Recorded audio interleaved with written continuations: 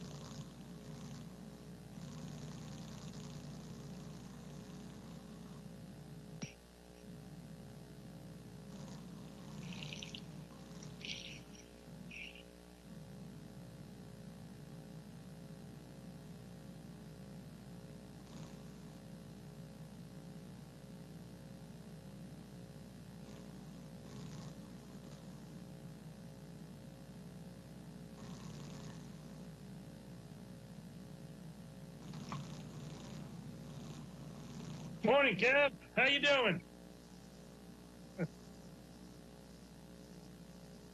Doing well, doing well. How you doing? Living the dream, baby. Come on. Yeah. Whose idea was this? Okay. I see. Oh, he's looking dapper, man. Got his Christmas. I got my, I got, am I on here? Wait, hold on. Yeah, you're on. I can hear you. I didn't know if my audio was on. Usually I put it on when I don't want it. I was just commenting about you wearing your Christmas sweater. Yeah, I know, right? I'm messing with you.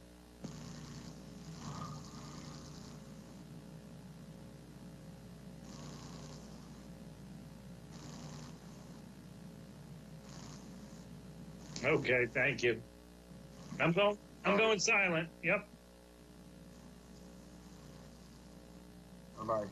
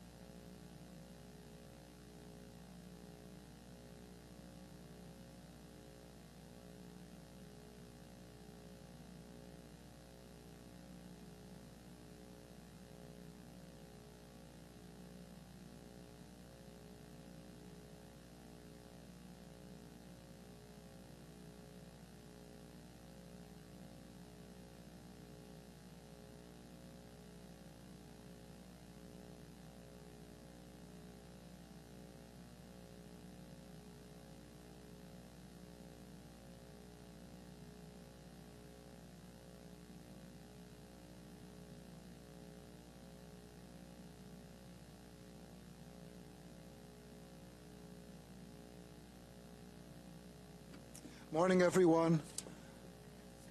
Let me ask the legislators, the members of the Budget Review, as well as the Veterans Committee to come and take their seats. Are you going to be the only one? No. Delia's here. Where is she? Are you going to get them? And Mr. Pulitzer, as soon as you're ready, you can call, but I guess let there are one or two people who are coming in. Will do. Finance Committee, roll call. Let's wait for a Yes, moment. sir.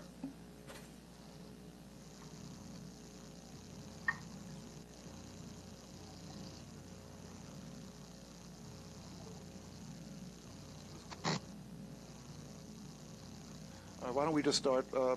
Legislator McKevitt, why don't you lead us, please, in the pledge?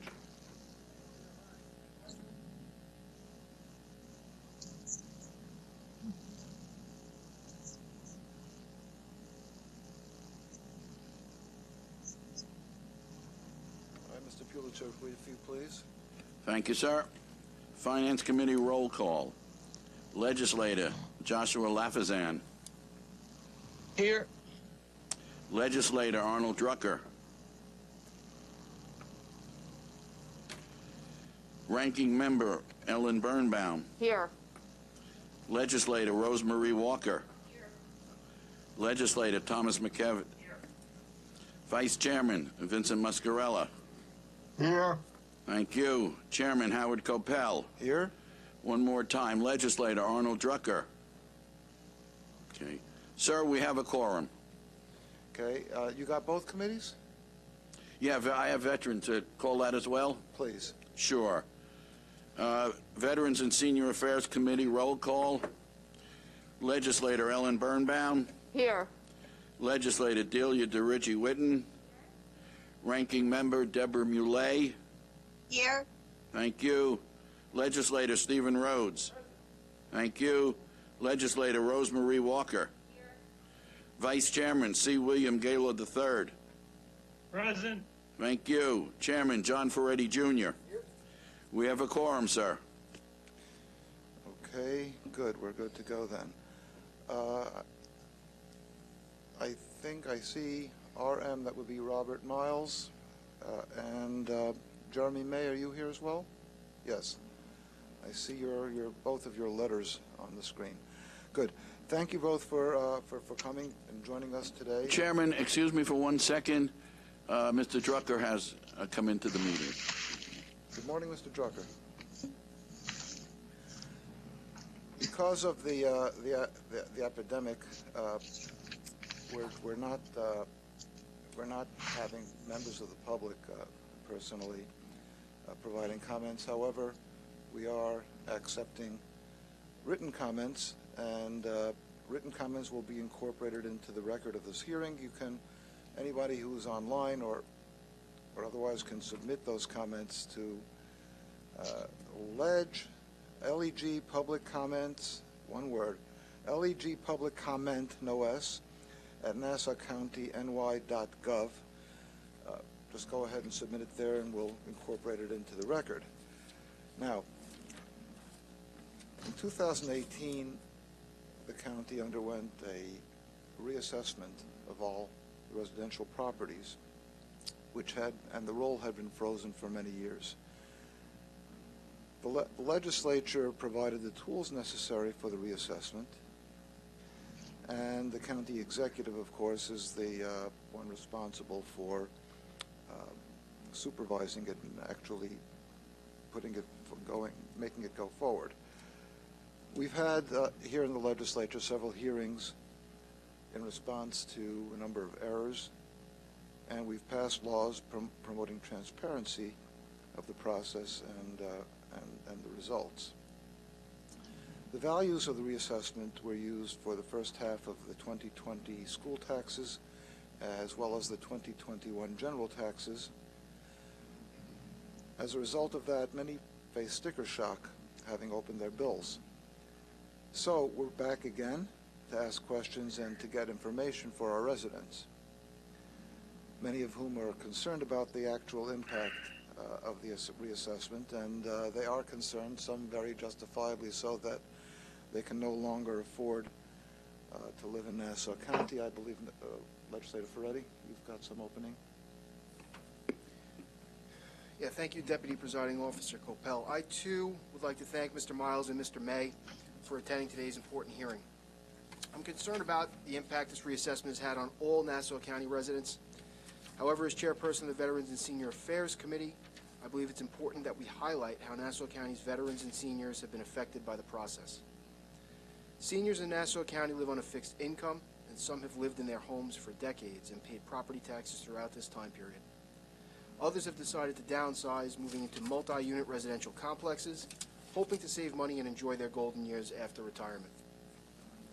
Many were panicked by their tax bills. They were financially smart throughout their lives and believed that they planned for retirement accordingly. However, with these tax bills, seniors are wondering if they could continue to live in the county they have called home for all these years. Since the beginning of this year, taxpayers have been contacting legislative offices about general tax bills that had doubled or tripled between 2020 and 2021. Such an increase is unconscionable. After researching, it appears that these taxpayers receive veterans tax exemption, and the 5-year phase-in was not applied to their properties. Accordingly, we should get to the bottom of this, and we seek to do so today. I can only say, I hope to get answers today. I have completely no faith that this phase-in was implemented properly by the Department of Assessment or this administration, and I really I hope to get some clear and concise answers today. Again, thank you to Mr. Miles and Mr. May for being here. And finally, to concerned residents who are watching online or have submitted written comments, thank you for your participation.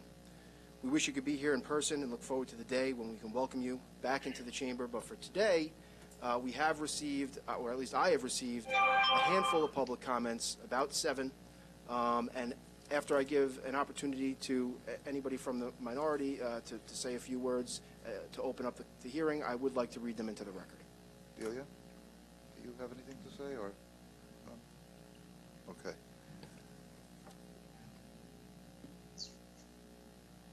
Go ahead. I don't know if he was finished. I think that it's important to have these hearings whenever there's something, especially like some type of mechanism that seems to have had, let's say, a glitch. From what I'm understanding, this was the procedure that's been followed for a number of years with the veterans to give them as many benefits for their time served as we possibly can. But it looks like something went wrong as far as the formula, and I'm glad that we're having this hearing to approach it, to basically see what the glitch is and what the problem was, and to try to change the standard practice. I think everyone knows that we all truly care for our veterans, and if we had to pick a group, not that we'd ever want to hurt anyone, but they're the ones we'd want to protect the most probably, but we will make sure that it's corrected and that it never happens again in the future. So thank you for having this hearing. Okay then. I guess I'll start. First, I'd like, I guess, Mr. Miles and then you, Mr. May. Would you just describe your position and as well as your experience? Would you go ahead and do that for us, please? I'm sorry, Legislator. It was difficult to hear you. Can you please repeat the question? Sure. What I said is that to start out, if I may, I'd like you to first you, Mr. Miles, and then Mr. May. Just describe your job and your background, your experience, and your education for it. So, my name is Robert Miles. I'm a Deputy Assessor and Counsel for the Department of Assessment at this moment. And I'm here to discuss the Department of Assessment and the issues and questions that the legislators have. Good morning, legislators. Is my audio okay? Can you hear me? Thank you. So good morning again. My name is Jeremy May. I am currently the Vice Chairperson and a Commissioner of the Assessment Review Commission. This is a position I've served in going on 3 years in April. Prior to that, I was a Deputy County Attorney in the Tax Certiorari Bureau for, I believe, 5 to 6 years. I am a licensed attorney in the state of New York, went to law school at Hofstra. Very good. Mr. Miles, how long have you been in your position? I've been with the county for 3 years, sir. I was In that first position? starting off with the county attorney's office, serving as counsel and a deputy county attorney from there, and then moving over here full time a year later. So do you have any background as in assessment? I'm a deputy assessor here, and I'm counsel here. But by the way, legislators, it is somewhat difficult to hear you. I don't know if it's an issue with my audio or if this is a question for Kevin Long. Well, let me ask you, Mr. May, do you hear me fine? There is a bit of an echo in the chamber, so it can be difficult to hear the members that are live. Well, that's going to be a problem. Kevin?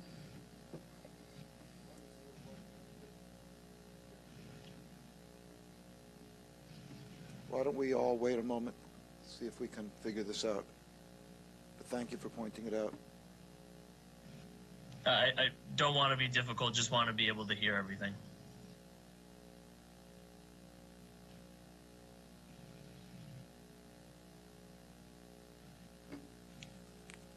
Okay, I'm told that I was not. Maybe it's my fault. Do you hear me better now?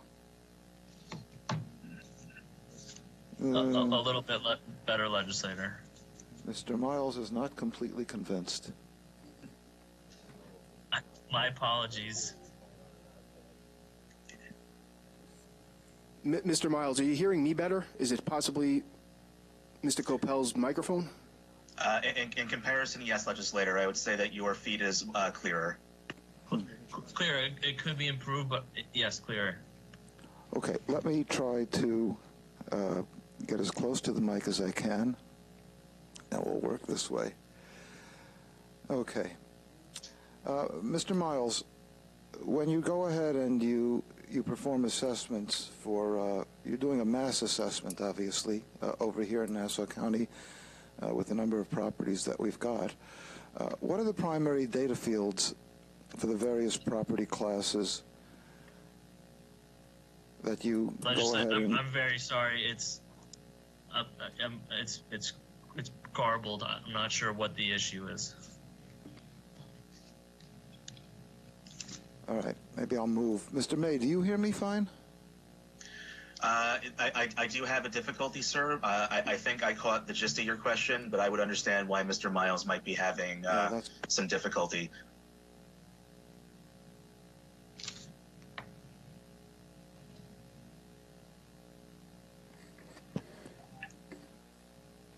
Is this any better? Sir, the issue is like, as I mentioned before, it seems there's an echo. So it's just, you over yourself, and So the message gets a little better. lost. It's the echo that's a problem. This is not better. Yeah, I think Mr. May is correct. There's an echo. I do want to be able to clearly hear the question so I can answer effectively. Okay, here we go again. What I asked was for the various classes of properties that are being assessed, what are the data fields that you collect? What are the data fields that you use in performing your assessment of the various properties? So what I'm gathering from the question is you're asking what data is collected? Yes, what are the different classes of data? In other words, you're obviously looking at addresses. You're looking at what are the different factors that are used in assessing properties? Okay, the assessment personnel gather inventory data, petitions, and they also inspect properties to gather this data. Inventory data includes square footage of land, square footage of the improvement or the home, the number of bathrooms and the fixtures in the bathrooms, fireplaces, the style of the home, the quality grade of the home, and then for new construction, like I said before, we rely on permits and physical inspections. So you do not do physical inspections for Most homes? At I'm all- sorry, out- legislator. Do you do physical inspections outdoors, at least outside physical inspections for most homes or just for new construction? We mostly do the inspections for new constructions, but due to advancements in technology, we are now able to view and measure square footage using aerial footage. Okay. Do you consider the age of a home and the condition of a home? I guess it's pretty impossible for you to do that, right? We do the best we can with the age and the condition of the home. Obviously, newer homes, you're able to ascertain the condition, but actually the data is quite good here regarding the age of the home. Condition does change more dramatically, obviously. You can tell what the age is based on when the property was built, but the condition. Some homeowners just do renovations inside that don't affect the square footage or the structure of the home, and that will obviously change the condition of the home internally. Do you look at building records to ascertain whether or not there have been renovations? We do view building records. We actually retrieve building department records from the villages and towns to get a better view of the homes in Nassau County. For every home? I'm sorry? Do you do that for every home? Well, not every home is going to have a permit or do reconstruction.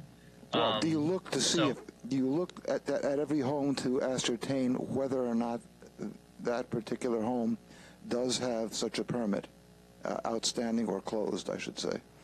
I lost. I'm very sorry, legislator. I lost the last half of the sentence. Okay.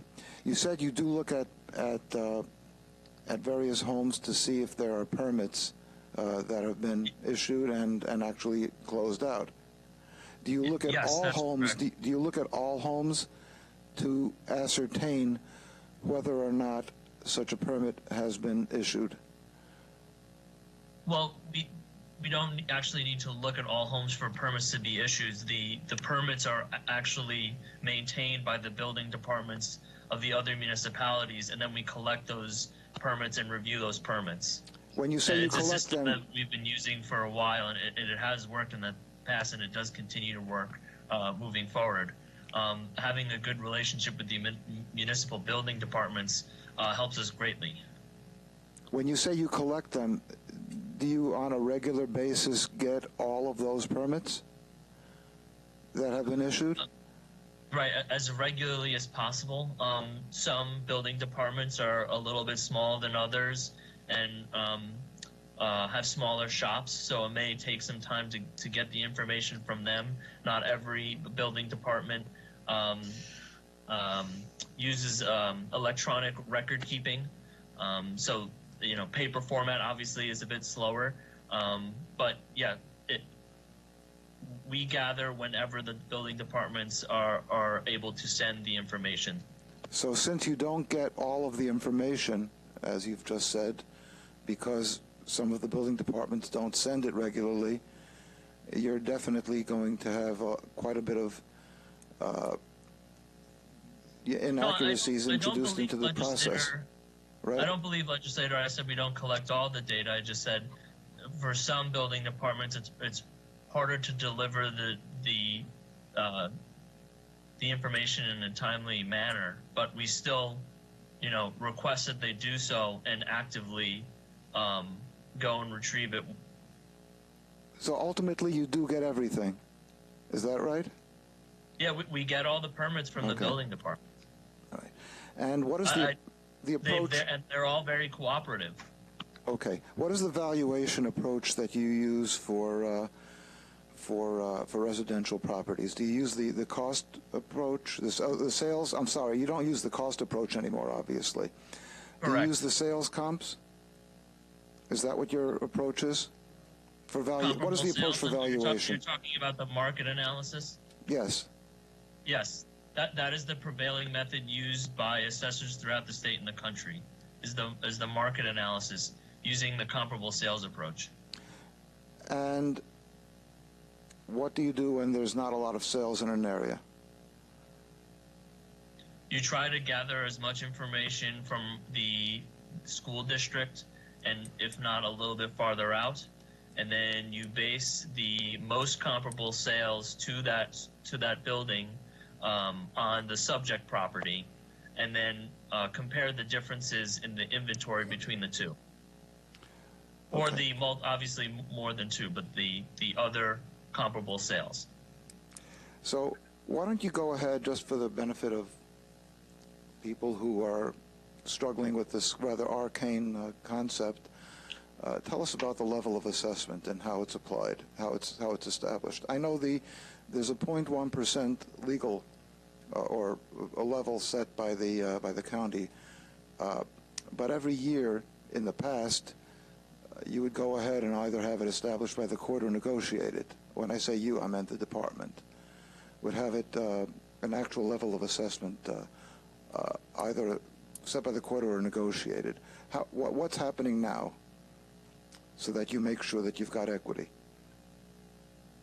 I believe I got most of the question, and I'll start with what I heard clearly was, what is the level of assessment?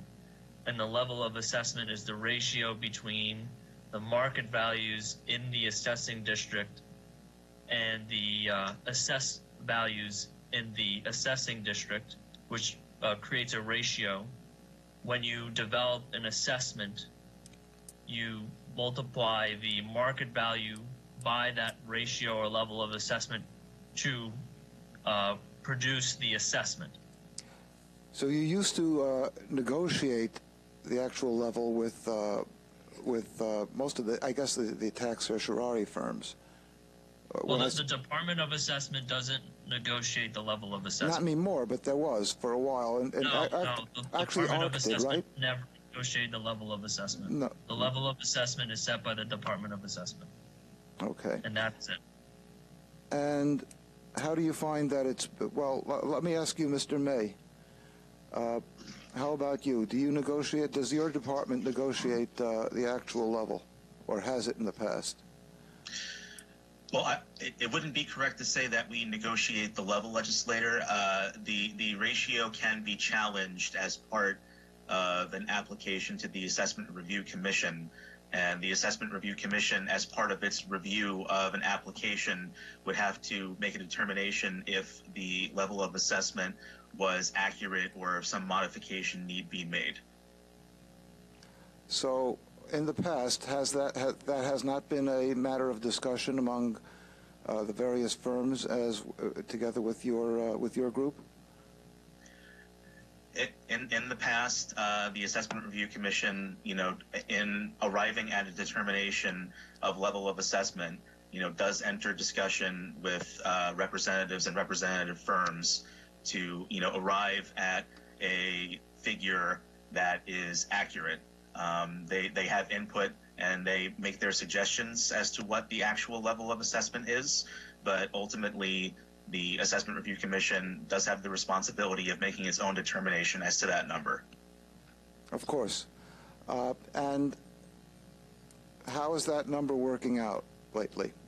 Pre-SCAR hearings, how is that level working out? Pre-ARC, I'm sorry. In that context, legislator, that's a bit difficult to answer. If you're talking about SCAR, the tax year that most recently was at SCAR was the 21-22 year. Is that what you're interested in learning about? Yes. Okay. So for the 21-22 year, the Department of Assessment published at a ratio of 1, and Mr. Miles can correct me if that's incorrect, and the Assessment Review Commission ultimately used a ratio of 9.5. And how has that worked out post-ARC? I'm not sure I understand, sir. Well, okay, you've had a number of negotiated reductions as you go through the process, isn't that right? Now that's going to affect the ratio, ultimately, the actual ratio, doesn't it? Well, Again, I would have to clarify which tax year you're specifically asking about. If we're still talking about 21, 22, Yes, the let's fact- stick to one. Let's stick to one period. Sure. So if we're talking about tax year 21, 22, after ARC makes its determination as to the level of assessment and carries forward with its final determinations, those determinations would not be affecting ratio in that same tax year. They could have potentially a future effect depending on what the Department of Assessment does with that updated roll, because there would be modifications to the roll after ARC's review period. And if for whatever reason, those new values from the Assessment Review Commission were not appreciated, then it is possible that those reductions could have an impact on future years. But as far as the year itself that ARC is working on, ARC's determination as to level of assessment and its final determinations don't typically have an impact in that same tax year. Okay, but I understand what you're saying, but what I'm suggesting to you is, yes, it would have on the future years, and I get that, but the reductions actually, if they were applied to the same year, in other words, they would have, legally you won't apply it to the same year, I understand, but if they had been applied, that would have distorted the ratio, wouldn't it? In other words, if you take those reductions, you back them in, you would have resulted in a different LOA. Well, when you say back it in, legislator, it almost seems that you're asking if ARC's corrections were what the Department of Assessment started with when they published their tentative roll. Yes. Well, actually, obviously they're not. So then, sir, I'm just failing to understand your question. I apologize. Okay. What I'm saying is that with all the reductions, the reductions mean that the LOA, in many cases, was not correct. The one that was established. ARC ultimately disagreed with the Department of Assessment. Yes. Okay, and that was my question. And what is the extent of that disagreement? Have you quantified it? We can compare the Department of Assessment's starting level of assessment of 1 to the value that ARC determined, which was 0.95. So that there is a 5% difference. I'm not sure by what other metric you might want to try to quantify that. And a 5%, is that nationally acceptable, Mr. Miles? Yes, 5% is acceptable. Okay, what do you call that? Okay. It's acceptable range for the Office of Real Property Tax Services.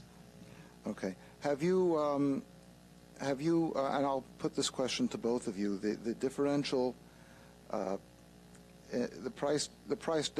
price-related differential for high-priced and low-priced homes. And my question to you is, have you seen that there's a difference in equity in terms of the assessed valuations over there? Do you see that the high-priced homes might sometimes be tending to be a little bit, the LOA of high-priced and low-priced homes, let me put it that way. Have you looked at that? Either of you? I think the level of assessment is universally applied, and do you think that it's, what I'm asking is do you find that it has been consistently applied between high-priced and low-priced homes? I don't mean legally, obviously you're going to do that, but I'm talking about post-ARC. What is your experience, Mr. May? That is not a field that we have looked at very close, or at least I don't have an answer for that right now. That would be something that I would have to investigate and get back to you on. All right. Now, let me go, Mr. May, to some of your what is the average reduction in 1920 in ARC? I don't have that number immediately available to me, legislator. I'd be happy to get that for you. Yeah, that would be So, important. wait, Would you- legislator, the 1920 tax year? Yes. The year prior to the... I'm sorry, the no, reassessment? 2021, sorry. Okay. Yeah, legislator, I don't have that figure at my fingertips, but I can certainly get it for you. All right, and the tax impact notices versus the actual taxes as they came out, how are they, how do you find that they worked out?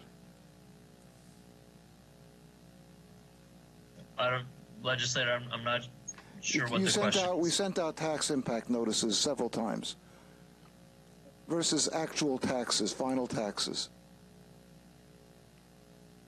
How accurate were the impact notices? That was my question.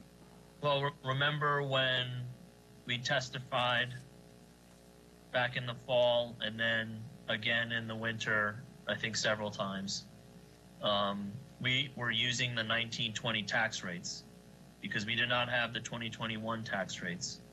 And we said these were projections based on the previous year if the school taxes remained the same. And obviously they did not. They increased based on the budgetary needs of the schools in a pandemic-riddled year. And so the projections were different once the tax rates changed.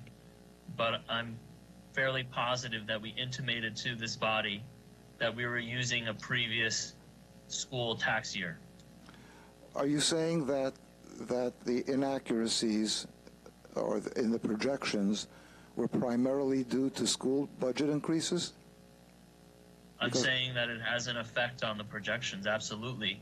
No, what I asked you was if the average school increase in budget is 2% or higher, and some of these school districts do not have a large number of parcels in it, then yes, I it will understand what affect you're. I understand that, but what I asked you was, are you saying that the differentials from the projections were primarily to school tax increases, school budget increases? I have to take a further dive, but yes, that's I not would my believe impression. that is definitely. Could Sorry. I said that was not my impression. Okay. Could you check that and get it back to us? I beg to differ. There was a significant increase in school taxes to make up for a year of struggle for these schools for the pandemic. Okay, I have just a few more questions, and then I'll turn it over to other people, and maybe I'll come back. New construction. They didn't get the phase-in. Is that right? Correct. Doesn't that work to actually discourage new construction in the county?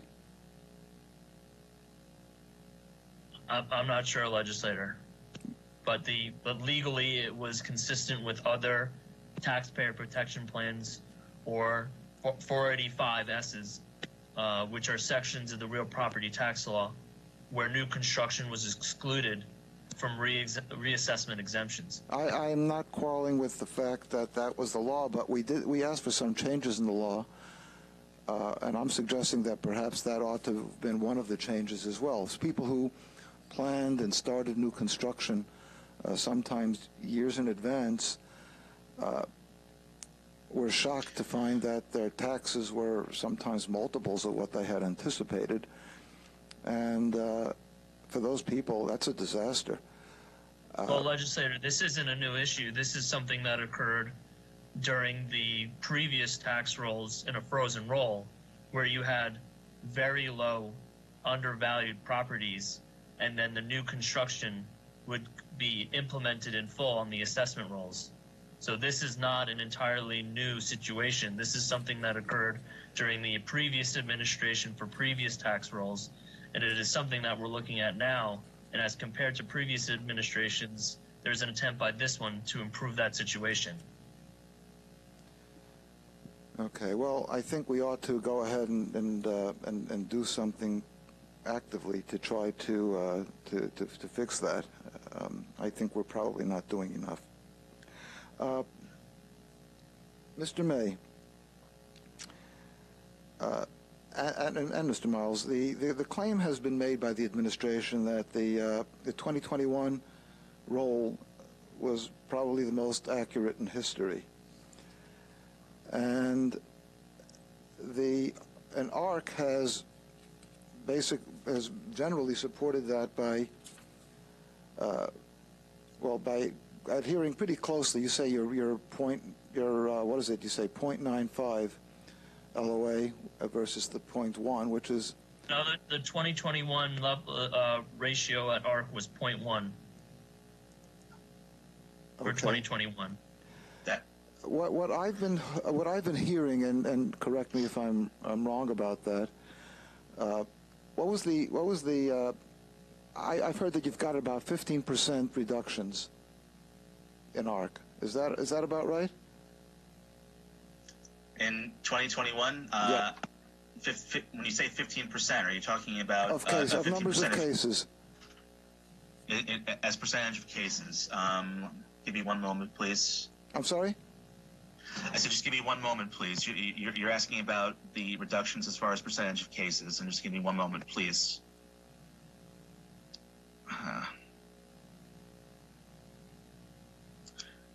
I don't have the percentage of overall cases, but I can get that to you before the end of the day.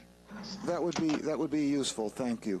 Now, I've been hearing that many of the cases, the Department of Assessment at the hearing submitted evidence, and I think actually in the great majority, in the large majority, that's what I've been hearing, of cases, the Department of Assessment has submitted evidence at the hearings that, in fact, the assessed valuation was too low and ought to have been higher. Am I hearing correctly? You're talking about for the 2021 SCAR season? Yes. I don't know if that's generally the case. Also, there's a difference between valuation and defense. When we do evaluation, mass appraisal uses large swaths of sales in the county, and then continues to, polish the values until it gets to the assessment. When you do a defense, you only stick with the 5 comparables that you have at your disposal. So it is a slightly different tack used at SCAR because it's defense versus multiple regression analysis. But I still do not find that the majority of cases were, where the average market value was over. I think all of the submissions that we sent to the court were quite fair, actually. I'm not asking about fairness. What I'm asking right now, and Mr. May, I'm going to ask you that. What percentage of the cases did the Department of Assessment come in and say that the valuation was actually too low in on the tax roll? Legislator, I'm afraid I don't have any insight into what the Department of Assessment did in their SCAR defenses. I'm asking in your. Okay. I would like to know the number or the percentage of cases in which the Department of Assessment is claiming that their actual valuation is too low, because you're actually coming in with 2 valuations on the same day. You've got the tax roll, and now you're saying that it actually ought to have been higher. You don't actually raise taxes after these hearings, do you? No. Assessments cannot be raised at SCAR. Right. Right. Legislator, I think both of us are confused as to the question being asked. Okay. What I'm saying is that when the department comes in and says that not only was the valuation not too high, it was actually too low. That's not what the that department says when it goes to SCAR. The department is there to defend the value that it placed onto the roll. It does I not understand make you're an defending the opinion as to value, but do as you to actually whether claim that it ought to have been higher? That's what I'm hearing. No, that is not how you litigate a case. It's for defense purposes only. We are not making a secondary opinion as to whether the assessment is too high or too low. We are there to defend the value. So, but you, and in the course of such defense, you don't come in ever and say that actually I've got evidence that the value really ought to have been higher? That doesn't We don't happen? say that the value have ought to have been higher. We are saying we are sustaining the value. Do you present evidence that the value ought to have been higher? We present evidence that sustains the value. All right. Okay. Mr. Ferretti. Thank you, Deputy Presiding Officer. Good morning, Mr. Miles, Mr. May. Good morning, legislator. Sir. Can you hear me well? Yes. All right, good. So A I little do bit have better, quite. actually. I don't know what the issue was with Legislator Capel. Okay, so okay, good. Well, I'm glad you can hear me because I have a lot of questions. So I'm going to ask you to bear with me as I go through them and ask my colleagues for that same courtesy as well.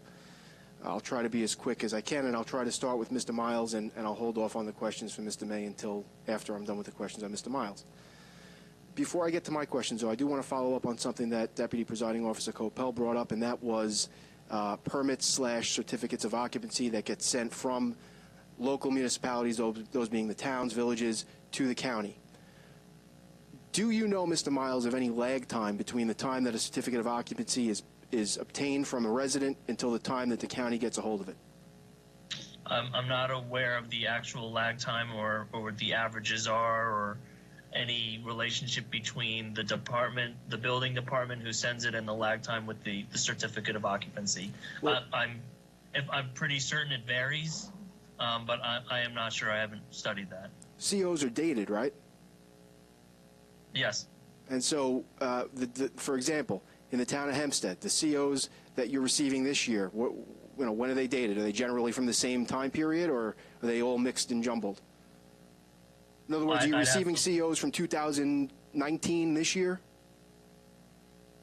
No, I believe they're more recent. More recent, okay. And now, if you don't have information on a particular piece of property for CO information, then the assessment will not reflect any of that work, correct? So just let me give you an example. If a house gets a dormer on the top of it, and they get a CO for that, if you don't have the information, if you don't have a record that there's a CO for a dormer, you don't assess on that under this reassessment, correct? There is a chance that we won't be able to assess on that, but due to improvements in technology and aerial footage, we can actually start measuring the square footage of increases to the exterior of homes now. Well, you could, but would you have any reason to? Is it a practice to go to properties that have not applied for a permit to go and measure their properties? Well, some work, unfortunately, is unpermitted. Right. So I get that. That's where I was getting. My question. The next question is, if the unfortunate situation happens where a Nassau resident does not apply for a permit as legally required, which I'm sure never happens, how do you assess on that property for that addition? We will do an exterior inspection. But how do you know that they're doing the work? Well, because there's a change in the property. If the improvement increases its square footage, there's clearly some work being done. But how do you know it increased in square footage? I'm sorry? How would you know it increased in square footage? Is the Department of Assessment regularly going out and looking at every property in Nassau County to ensure that the property is not increasing in square footage? You can see, you can compare. How do you see it? Well, we have footage, like I said, there's aerial footage, and you can compare from I believe every quarter, the difference in the home from the square footage. Who in the Department of Assessment is doing this comparison each month? We have our assessors doing this, our field division. So your field division is looking at this footage every month to ensure that they're comparing to make sure properties don't increase in size. I mean, the footage comes in every quarter, so that's the timeline in terms of checking, and we're very lucky to have this technology. It's improved our workplace greatly. Well, I would look into different technology, because I've had a lot of residents call and complain that neighbors of theirs who don't have COs are not being assessed on additions to their property, because under this reassessment, if the county doesn't have the record of the COs, they're not assessing on it. But you're telling me different. You're telling me that the Department of Assessment, which is too busy to answer the phones, has enough staff to monitor each property in Nassau County to make sure that they're not increasing the size of their house unpermitted, right? I'm saying that there's improved technology that is helping us greatly. Okay. Well, just theoretically, though, if you missed one, if one house in Levittown did a dormer and didn't get a permit and you missed it, that technology didn't catch it, that property would not be accurately assessed, correct? If we have zero technology, if we have zero footage and permits, then obviously, yeah, we would not be able to get that. If we have zero information, we cannot assess with no information. That would be unfair. Well, Mr. Miles, you can't be assessing blindly in the dark. Mr. Miles, correct me if I'm wrong. Correct me if I'm wrong. Every reassessment done in Nassau County prior to this reassessment, somebody went to each property to assess it. Isn't that correct? I'm not sure if each property was attended to in the previous reassessments. So you don't know? And also in the reassessments during the Levinson years, I believe there was some trending as well, which is very common.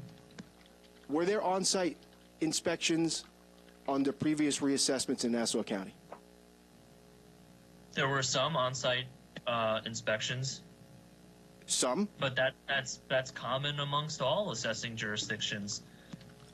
And the previous reassessments in Nassau County. The previous reassessments in Nassau County, were they done under a modeling? I just want to get this point out. It is a constitutional issue for us to barge in and force our ways into homes. If we are not invited to the home, we will not,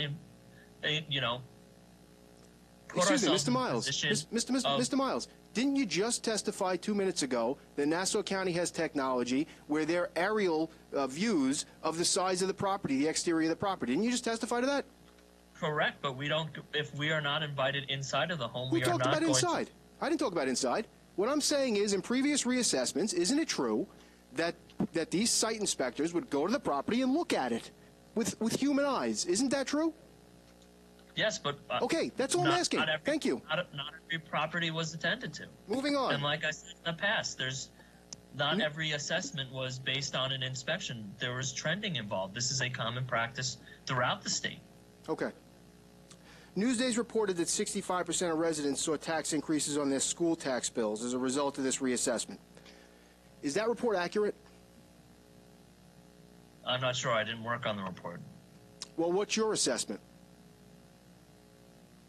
What percentage of Nassau County residents saw an increase in their school taxes in their school tax bill that was due to extensions December 10th, 2020? I'm sorry, can you repeat the question, legislator? Sure.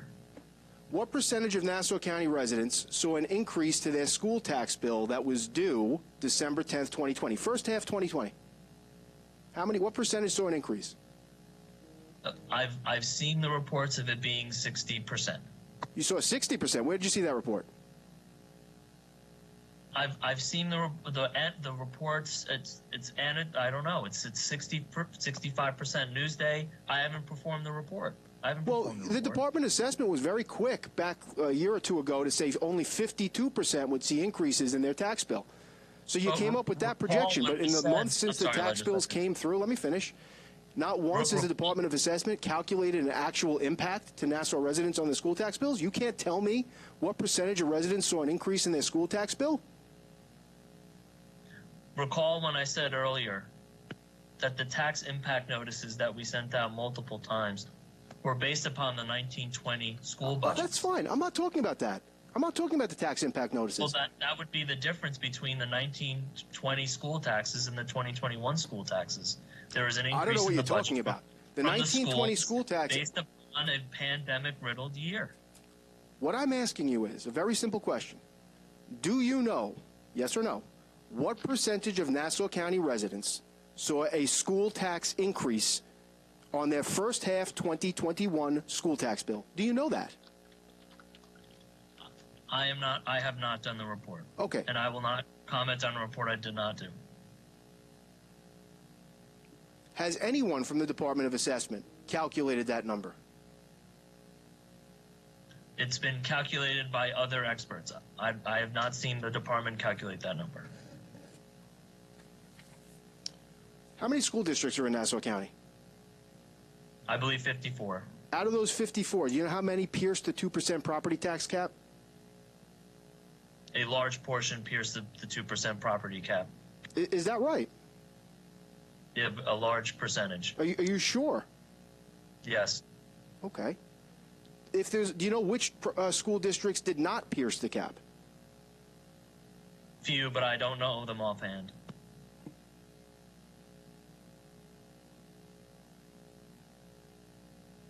If a school district pierces the property tax cap, are the residents within the school district penalized in any way by the state in terms of exemptions? No, I don't believe they're penalized.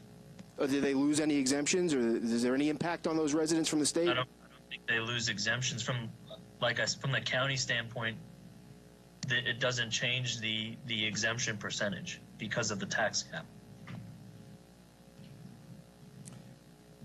On the 2021 first half school We don't view it tax as bill. a penalty. We view, if anything, going over the tax cap is a necessity, probably during a year like this. What makes you say that? Did you speak to any of the school districts about their budgets? Are you aware of any reserves in those school districts? We have people. I'm sorry. We have people who work here who've worked at school districts and said it was a difficult year. Okay. Now, do you have a breakdown of the property tax increases and decreases in the first half school bills? Now, I know you can't give me a percentage that went up, but do you have any idea how many went up less than $500, how many went up between $500 and $1,000, et cetera? I don't have that report. Has anyone done a report like that in the Department of Assessment? Not that I'm aware of. Has it been broken down by school district, the increases and decreases? Not that I'm aware of.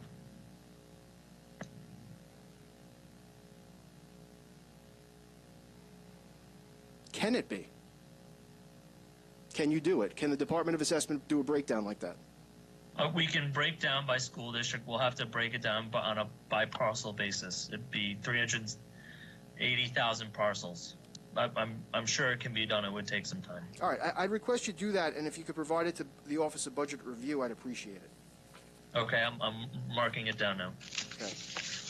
Now, Mr. Miles, I want to talk about what I touched on in my introduction, which was a recurring theme we're hearing specifically from seniors and veterans about anomalies in their general tax bill. Now, my office has received numerous calls from veterans that receive the eligible fund veterans exemption. This is an exemption for veterans that bought homes using funds paid to them for military service, such as pensions, bonuses, insurances, etc. Are you familiar with that exemption, Mr. Miles? Yes. All right. It's an older exemption, one that was used in the past. The state is attempting to move most veterans over from the eligible fund veterans to alternative veterans exemption. Okay. Now, for each of these homes, the taxable value and therefore the general fund taxes were increased significantly. Some even more than doubled. The Department of Assessment has not responded to the majority's increase, beyond indicating they're investigating. Are you still investigating this issue? Well, we've investigated the issue. There are certain veterans who were impacted on their special district fund. The ADAPT program did not contemplate the taxpayer protection exemption for certain special districts where we asked it to and where we programmed it to, and for some reason it did not. All right. So I think what you're saying is that veterans who are receiving this exemption, their phase-in got messed up, right? Certain veterans. Well, when you say certain veterans, is it the veterans that are receiving the eligible fund veterans exemption? My understanding is not all of the eligible fund veterans were affected, that some were affected, and it specifically affected certain special districts. Which special districts? I'm off the top of my head, I do not know, but there are certain exemptions that do not apply to special districts, but that is not the case for the TPP. The TPP is to be applied to all county, town, and special districts. So what you're saying is there was an error. Is that right? There was an ADAPT computer program error. When you say ADAPT computer program error, tell me what ADAPT is. ADAPT is the internal system that the department uses to administer assessments. What department? The Department of Assessment. So it's a Department of Assessment error, right? Let's not play word games here. It's a computer error. The Okay. application was provided the instructions to apply the taxpayer protection plan to all districts, and it did not. Why was this error not identified in the quality control process in the Department of Assessment? It's very complex in terms of the special districts. There's 400 plus special districts throughout the county, and there's some overlap with certain parcels and some that do not. So it's very complex in terms of the application of exemptions and the tax bills for special districts. Well, I understand it's very actually complex. easier to apply a exemption and send out bills for the schools than it is for the general because of the amount of municipalities and districts in the county. What does the department do to evaluate exemptions to determine if they were calculated properly? What is the actual quality control process in the Department of Assessment for situations like this? Is there one? I mean, generally, we review the assessed values to ensure that the assessed values are receiving the percentage. So is there a quality control process for a situation like this? Did someone miss this, or there's just no safeguard? No, I believe this is such a unique circumstance that it is difficult to find. Well, when you say it's unique, how many veterans that are now going to overpay or have been overpaying, how many of them are there? How many receive this exemption in Nassau County? There are 8,000 eligible fund veterans. I believe that doesn't sound too unique. That sounds pretty large. That's a lot of people. I'm describing the amount of veterans in the county. I believe there's 8,000 eligible fund, 40,000 alternative, maybe another 20 or 30 Cold War. Some of them overlap. I believe there's 70,000 exemptions attributed to veterans. I believe this is, a much smaller percentage than that because of the uniqueness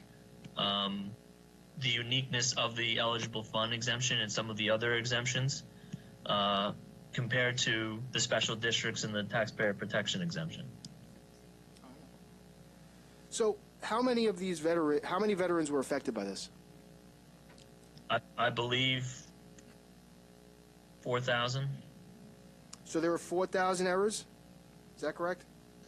There was not 4,000 errors. It was a systematic computer error that did not apply the exemption the way we asked it to. So I'll rephrase. So you're saying there are 4,000 computer errors that did not apply the exemption the way you wanted to. Is that right? 4,000? I'm just saying there was one computer error that affected 4,000 people. 4,000 properties, right? Correct. Not 4,000 people. 4,000 properties. I apologize. Okay.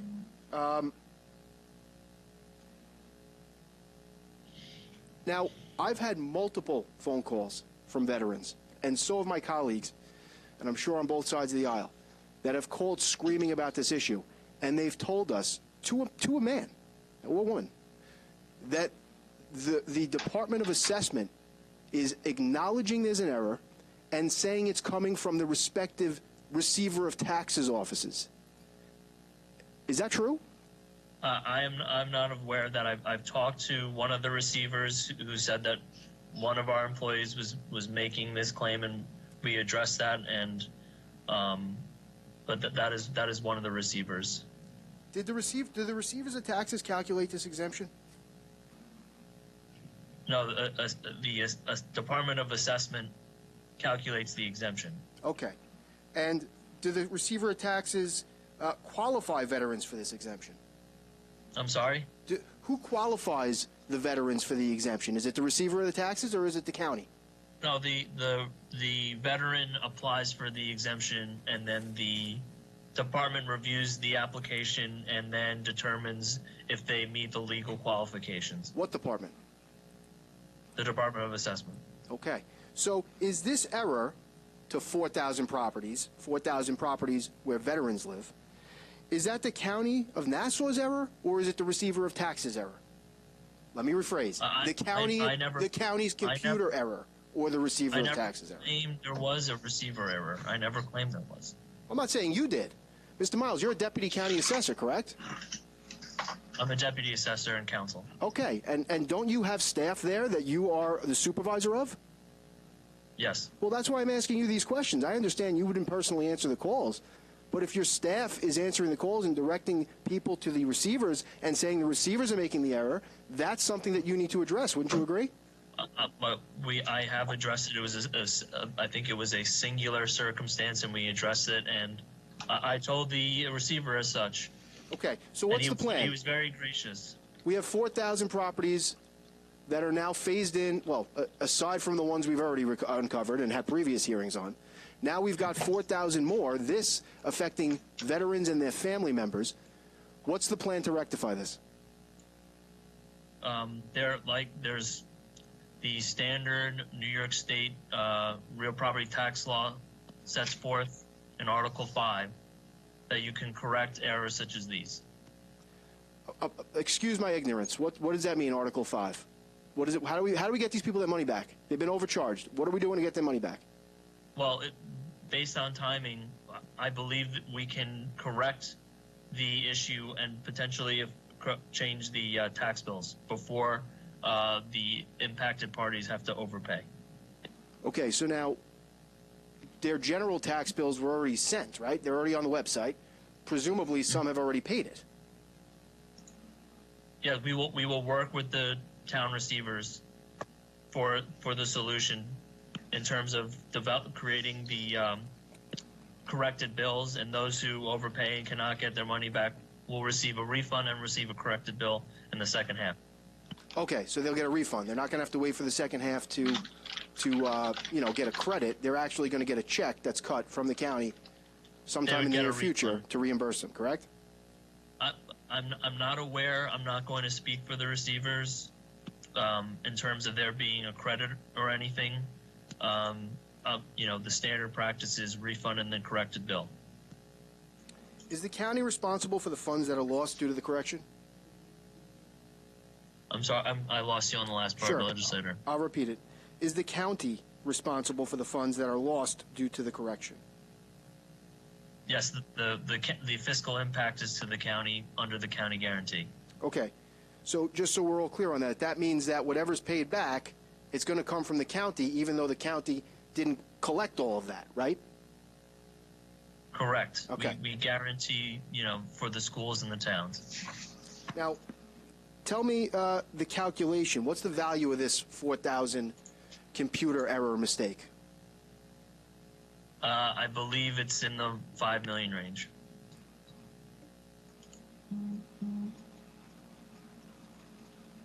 When you say the 5 million range, is there an exact number that's been calculated and you're just, based on your recollection, it's 5 million?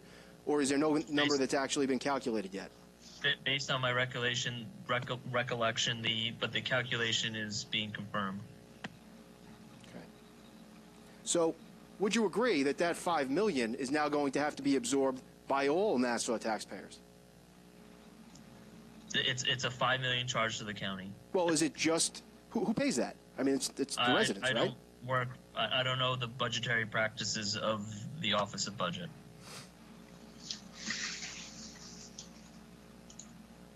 Well, do you know where that 5 million is going to come from? What fund? Is it the general fund?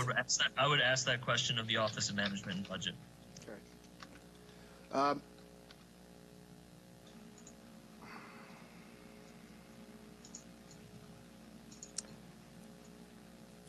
Just going to skip around a little bit. I got some other, like I said, please bear with me. I know I'm taking up a lot of your time.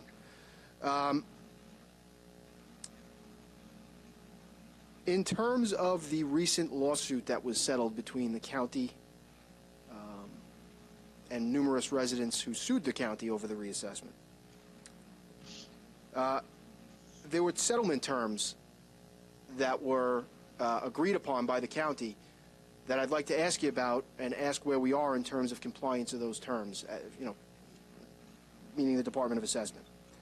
So one of the settlement terms, defendants will revise the county's assessment website and any mailed disclosures by specifically eliminating the, quote, calculation ladders, end quote, or, quote, ladder reports, end quote, by including on the assessment website plain English narratives and hyperlinks substantially as set forth in Exhibit B, and by consolidating and streamlining public access to the assessment website. Has this been done? I'm starting to lose you a little bit, legislator, I think, when you lean down. Okay. Are you familiar with the settlement, sir? I'm familiar with the settlement. Are you familiar, are you aware of the fact that the county agreed to numerous transparency items that they would comply with? I know there were some agreements in the settlement. Well, are you aware of if the Department of Assessment has complied? I'm sorry? Has the Department of Assessment complied with the settlement agreement? I believe the department is working on what's been agreed upon. Well, I'm sorry, they're working on what?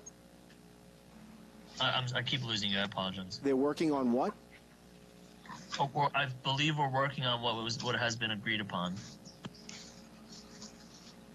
Is there any anticipated time period where you're going to be in compliance? Because I don't see anything in the settlement agreement saying you have a year. I mean, we're talking about making minor adjustments to the website. Why is it taking this long?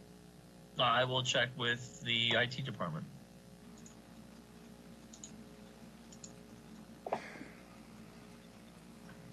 One of the items that the county agreed to comply with, defendants, meaning the county, will make public all the approximately 180 independent variables that were used in the computer-assisted mass appraisal modeling in the reassessment and the coefficients for those variables in each market area. Has this been made public? Oh, no, I believe it will be made public. Well, I would hope it will be. You agreed to do it, but has it been yet? Not that I'm aware of. Why? I don't know. I will talk with the IT department. It's not a. There's no nefarious reason why.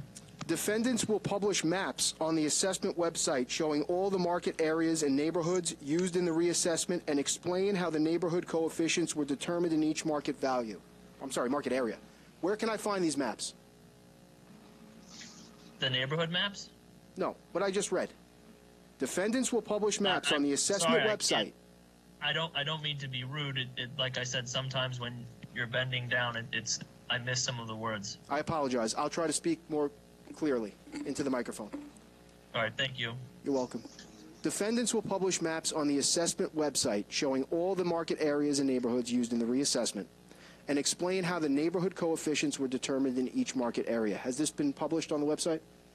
Not that I'm aware of. Okay. For a period of not less than 3 years from the date of the settlement agreement, defendants will perform periodic reviews, at least annually, of the neighborhood and market designations. Has this been done? Not that I'm aware of. Okay. We're in a paused roll.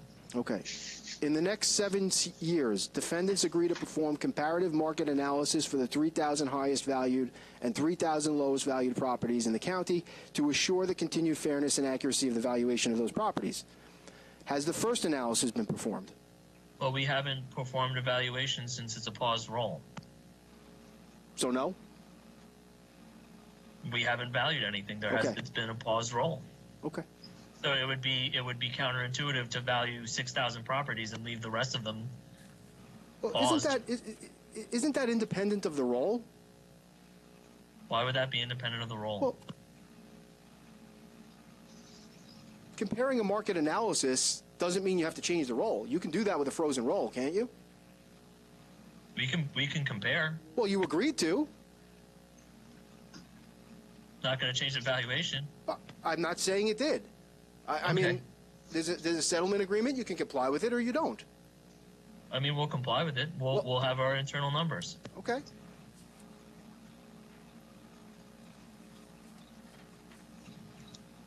Mr. Miles, recently Resolution 186-20 to require the assessor to restore to the official website of Nassau County the total value of the exemptions granted and the estimated tax impact to individual homeowners pursuant to Real Property Tax Law Section 485U.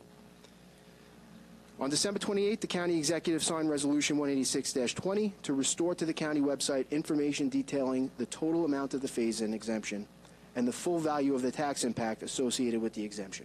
Are you aware that this was signed into law, Mr. Miles? Yes, I believe that was signed in last month, maybe a few weeks ago. Yes. If you recall, the administration inexplicably removed the exemption from the website shortly after the school tax bills were posted. First, why was it removed to begin with?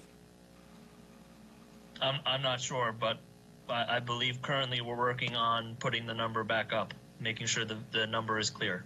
Okay. Who ordered its removal? Did you? No, I did not. Did the assessor? I'm not sure. Well, who removed it? I don't know, but we're working on putting the number up and complying with the law. Why are you working? Why is it taking this long? I mean, it came down a day after it was put up. Why is it taking 40 days to put it Just back up? for making sure that it's clear, making sure that it's understandable. Did you make sure it was understandable before you put it up in the first place? I am not sure. When We're complying with will the it be law restored? now. We're working on putting the number up. When will it be restored? I'm sorry? When will it be restored? I will have to talk to the IT division. Are you aware that the legislation calls for it to be restored immediately? I am aware of that, and we are working on that.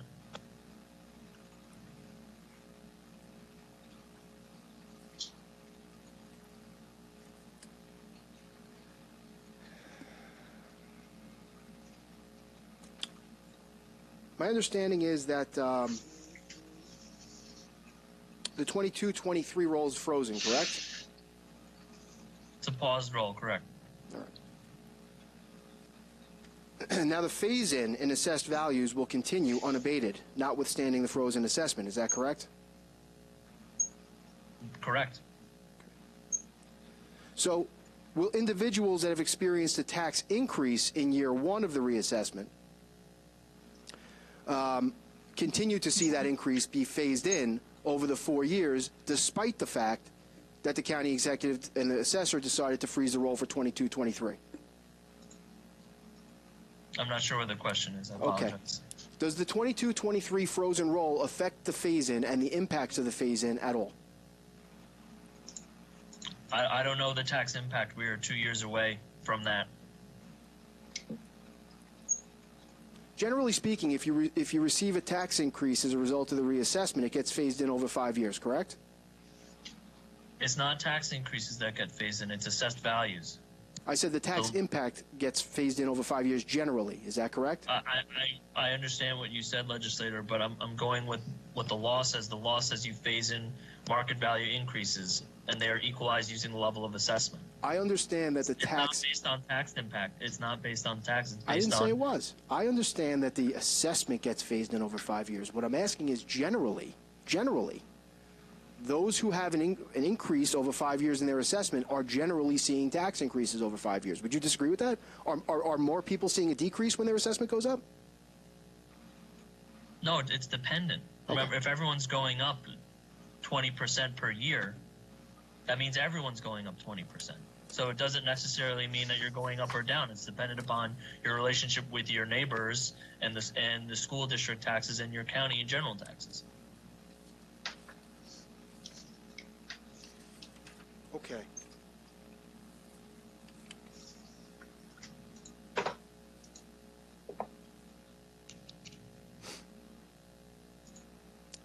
All right. Thank you, Mr. Miles. I may have some more for you after, but I'm just going to switch over to Mr. May for a minute. Thank you, sir. Thank you.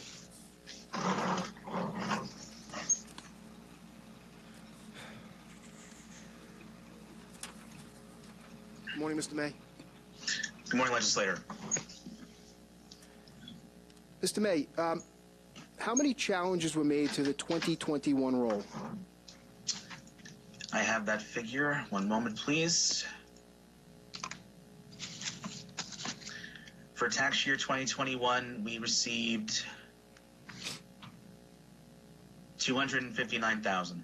And how about 21-22? One moment. For 21-22, 243,600. Okay. Now, 2021, how many of those 259,000 received a settlement reduction from ARC? An offer, I'm sorry, a settlement offer from ARC. For 2021, let's see, I might not have that figure at my fingertips, legislator, but if not, I'll be happy to get it for you. No, for 2021, I don't have that breakdown immediately at my fingertips, so I just want to make sure that I take down all the figures that you're interested in. If you can just give me one moment. So, legislator, for 2021, you're interested in the number of offers overall? Yeah, how many overall offers? Also, how many were accepted?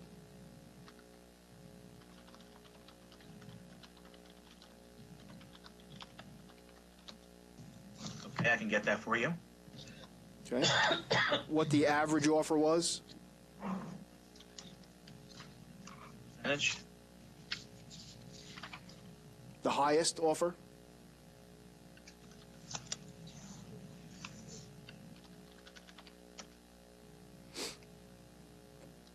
$21.22. Now, $21.22, those are the offers that are still going out now, right? Yes, we will be issuing our final determinations on 21-22 by the end of March. At this time in our process, we are largely done with our first-time reviews. We are now dealing with counteroffers and discussions with the applicants. Okay, so in terms of offers from ARC, are they pretty much all out? The initial offers? Well, we've done the overwhelming 99% majority of our first offers for 21-22. Okay, so let's talk about those. How many offers have gone out of reduction? I'll just need one moment to pull up that stat.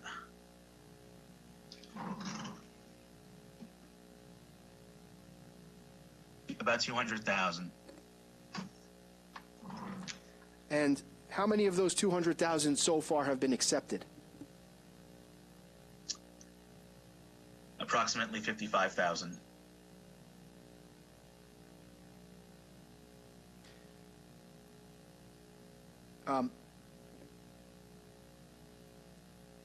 What was the highest percentage reduction offered by ARC for 21-22? That I'm not going to have, legislator. I'll have to find that for you.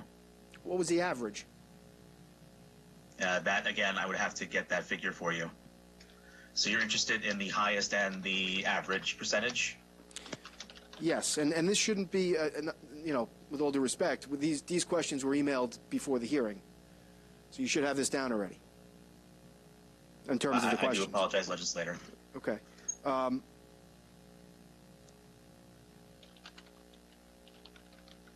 If you grieved your assessment for 21-22, was a different level of assessment applied before ARC gave the offer of settlement?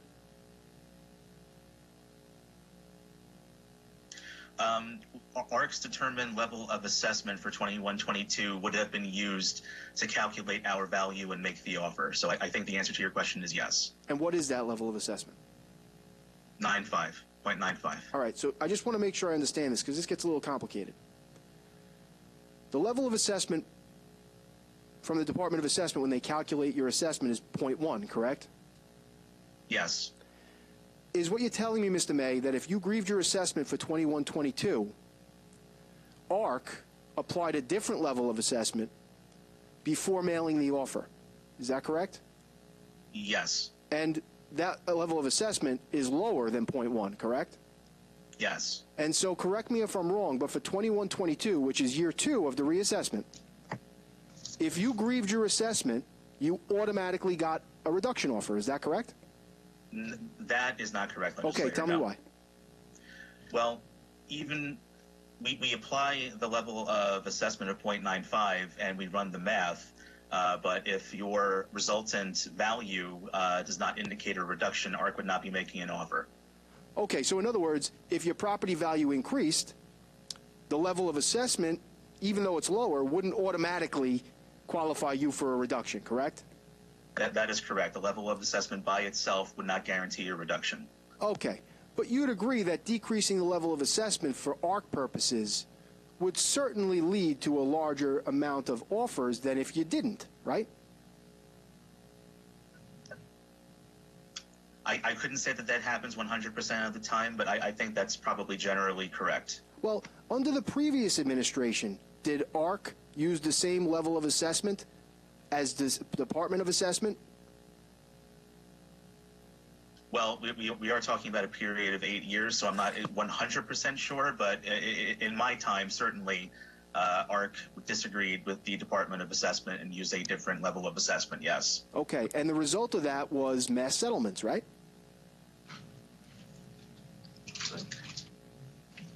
That was a factor that led to a large number of settlement offers and settlements, yes. What is mass settlement? Well, I suppose, legislator, that it depends on what you. So perhaps a little bit of context would be helpful. During the frozen roll period, the Assessment Review Commission, annually determined that the level of assessment was different than that published by the Department of Assessment. So a practice would have been that, if ARC reviewed a particular case in a previous year and a property owner filed in the successive year, that ARC would apply the level of assessment for that new year to the value settled in the previous year. So that was a tactic that was used to address a number of cases. So I think that may be what you're referring to when you say mass settlement. Well, I guess what I'm asking is, it's the same question I actually asked Assessor Moog months ago, which I understand, Mr. May, you don't work in the same department as Assessor Moog, but if I recall, his explanation of mass settlement is when you use a different level of assessment and grant reductions as a result. So in 2021, what level of assessment did ARC use? In 2021, ARC actually used 1, which was the level of assessment published by the Department of Assessment. Right. So for 2021, ARC agreed with the Department of Assessment as to level of assessment. So if you grieved your assessment for 2021, it was a straight-up comparison of fair market values, correct?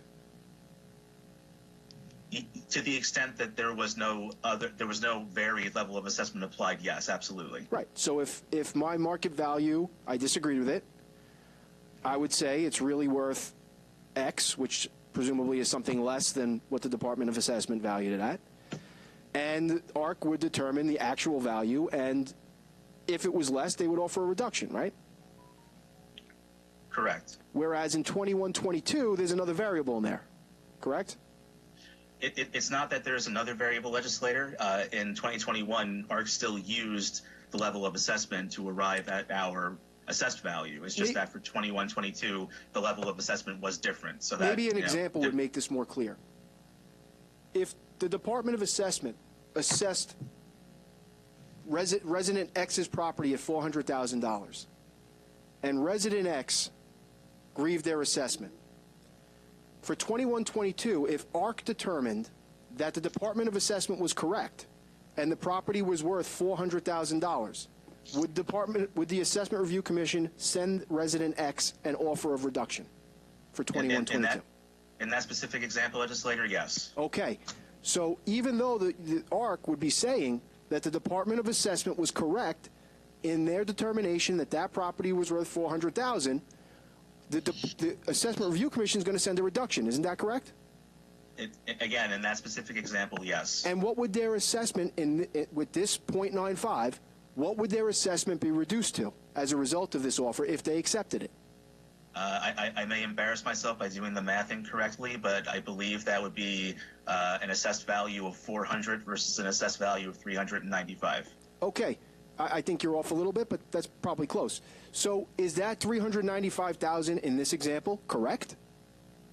Is that the correct assessment? In the opinion of the Assessment Review Commission, yes, it would be. Okay, so what you're saying is even though the Assessment Review Commission determined that the fair market value was $400,000, they're going to say it's correct that this property is going to be reduced to $395,000? With the very specific fact pattern that we're discussing, yes. Can you explain that? Because I lose that. I thought the whole point of the reassessment was that the fair market value, you were going to be assessed at your fair market value. Now you're telling me the fair market value in this example is $400,000, but the Assessment Review Commission is offering a reduction to something less. I got to tell you, Mr. May, that sounds very familiar.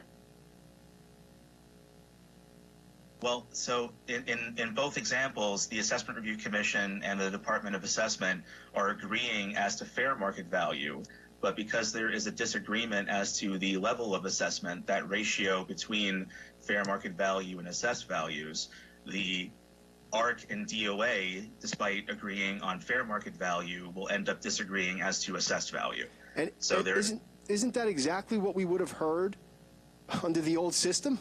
Isn't it the same exact thing? What's different? Well, again, legislator, we're talking about a very specific example, and this goes back to the question that you asked earlier regarding, wouldn't a different level of assessment indicate that ARC is just automatically making an offer of reduction? And the answer there is no. And in the greater context, ARC is performing a review and arriving at a determination of fair market value. So, there are cases where ARC disagrees with the Department of Assessment in the other direction, and then may find that instead of the property being worth $400,000, that it may have been worth $410,000, and then after applying the level of assessment would indicate a zero reduction. So, I mean, it is only in the very specific circumstance where ARC and the Department of Assessment agree as to market value, but disagree as to level of assessment, that we would see this circumstance that you're referring to. Mr. May, I used an example to illustrate my point. But my point carries on all properties. It's the differing level of assessment artificially lowers the value.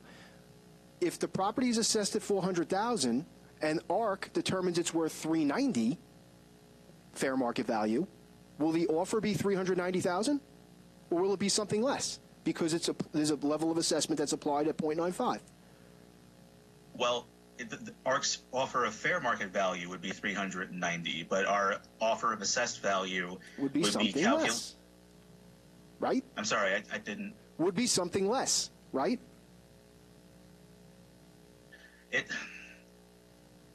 would be less than the published value by the Department of Assessment. I mean, legislator, the reason why I'm struggling is this is just math. So I understand. And how do you calculate your offer? What's the formula? Fair market value times level of assessment, right? And a comparison then to the published value, yes. Forget the published value. When you determine an offer at ARC, don't you come up with a fair market value and multiply it times the level of assessment to get an offer amount? Yes. Okay, so you determine a fair market value, correct? Yes. And is that fair market value offered to the resident as the assessed value, or is it different? After it's converted to an assessed value with the level of assessment, that would be our offer as an assessed value reduction. And so yes. The assessed value, as a result of a lower level of assessment, has been made artificially lower than the fair market value, correct? I would disagree with the characterization of it being artificial. The level of assessment, is a calculation. Parties can disagree as to, the calculation and the end result of the level of assessment. But to characterize it as artificial, I would not agree with. Okay, fair enough. Thank you, Mr. May. That's what I have for now, and I will open it up. Anybody from the minority have questions? I know the ranking member, Ms. Birnbaum. Okay, so with all this discussion, my question really is, what has changed? Have we assessed homes in a different way? You said we're using the aerials. but basically you're still going by square footage improvements. Has any methodology changed in the method of assessments that's been done in the reassessment versus in previous years when it had been assessed? Rob, you appear to have muted yourself. Thank you. I apologize. The previous years did not have any valuation approach. For 8 to 10 years, I don't think there was any change in valuation or review level of assessment, review of assessments at all. So that's the major difference. We updated the market values, updated the assessed values, and we actually used the market approach, which is used throughout the state and throughout the country. So that's the major difference. Is there was never an assessment done. There was an attempt to do a systematic review, but it was completed for this reassessment. So we reviewed the equity and the values, and we came up with the determinations. Okay, so then, not including the frozen period, the previous assessments, was it basically using the same formulas? You're saying comparing the 21-22 year to the 2021 year? No, I'm saying when there had been a previous reassessment. Oh, similar approach, market value approach. Okay, and then the level of assessment was the number that changed between previous years and now, correct? Yes, the level of assessment has continued to decrease. Okay, so in a nutshell, when we're talking about the amount of people in the county whose taxes have gone up versus down, could you give us a generalization? What would you say it has come to? I'm sorry, legislator, I lost you on the last part of the sentence. The number of residents whose taxes have gone up versus down, what would you say the breakout has been? I haven't done the report. I've heard it was 60 to 65, but I have not done that report. Is there a way we could see that by school district? Yeah, actually, I marked down Legislator Ferretti's request, so I will be bringing that down to our internal IT and accounting divisions. Okay. No problem. Thank you. Mr. Miles, with the veterans exemption computer error, has anyone from the Department of Assessment or anyone in the administration reached out to these residents to advise them of this error? I am not aware of the communications from the county executive's office or the department. I believe once we submit the correction of errors and we are completing the final numbers, I believe there will be a communication strategy. I don't know what it is yet. Can you provide this body with a list of the properties that were affected by this? The correction of error petition will actually have the list of properties. Okay, thank you. Legislator Walker? Thank you, Legislator Ferretti. I'm just going to back up a minute. When we started this whole reassessment process, I questioned Mr. Moog in how we were doing it. He spoke about modeling. I said, you have communities that I used my community, for example. I live in a Levitt home in Hicksville, not in Levittown, but those Levitt homes have drastically changed. There's very few original Levitt homes. Some of those homes are basically no longer even Levitt homes. McMansions kind of had been put in those spots or whatever. And he assured myself and all of us that no, everything like that is going to be taken care of. I said, well, I don't know how you model a particular area when that area is very different than it used to be. Same as areas with capes that were all basically, very similar homes.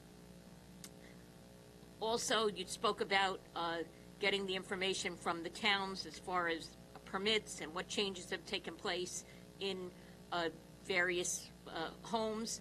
And let's be real, and Legislator Ferretti addressed this too. There are many people that just say, forget it, I'm not getting a permit. I'll worry about that when I'm selling the house or whatever. I don't plan on moving.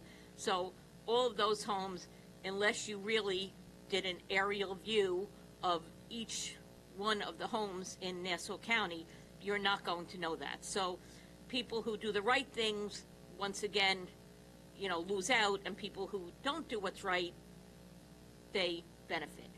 Guess that happens with many things. The whole issue with problems that we've had, mistakes that were made that have cost us tremendous amount of money. The latest being the two properties, the Seasons in the Belmore-Wanta area, and also the other up in, I believe it was Glen Cove. Was that up in Glen Cove? That and Carnation Drive in Farmingdale, major mistakes that cost this county a lot of money. Now you have the whole veterans issue, which is costing a tremendous amount of money once again on the county. There's not, I know you said, well, I'm not exactly sure where it's coming from, but we know it's coming from the taxpayers of Nassau County. So not only have people's houses gone up, their taxes have gone up. Many of people who thought their taxes were going down, in the latest information, found out their taxes are going up. They are now stuck with paying all these mistakes that were made. I mean, I'm sure if it was coming from, the assessment people's pockets, you'd be very, very, very concerned about all these errors. But it's almost like, well, there are mistakes made, and we just have to deal with it, and yes, we're stuck with the county guarantee.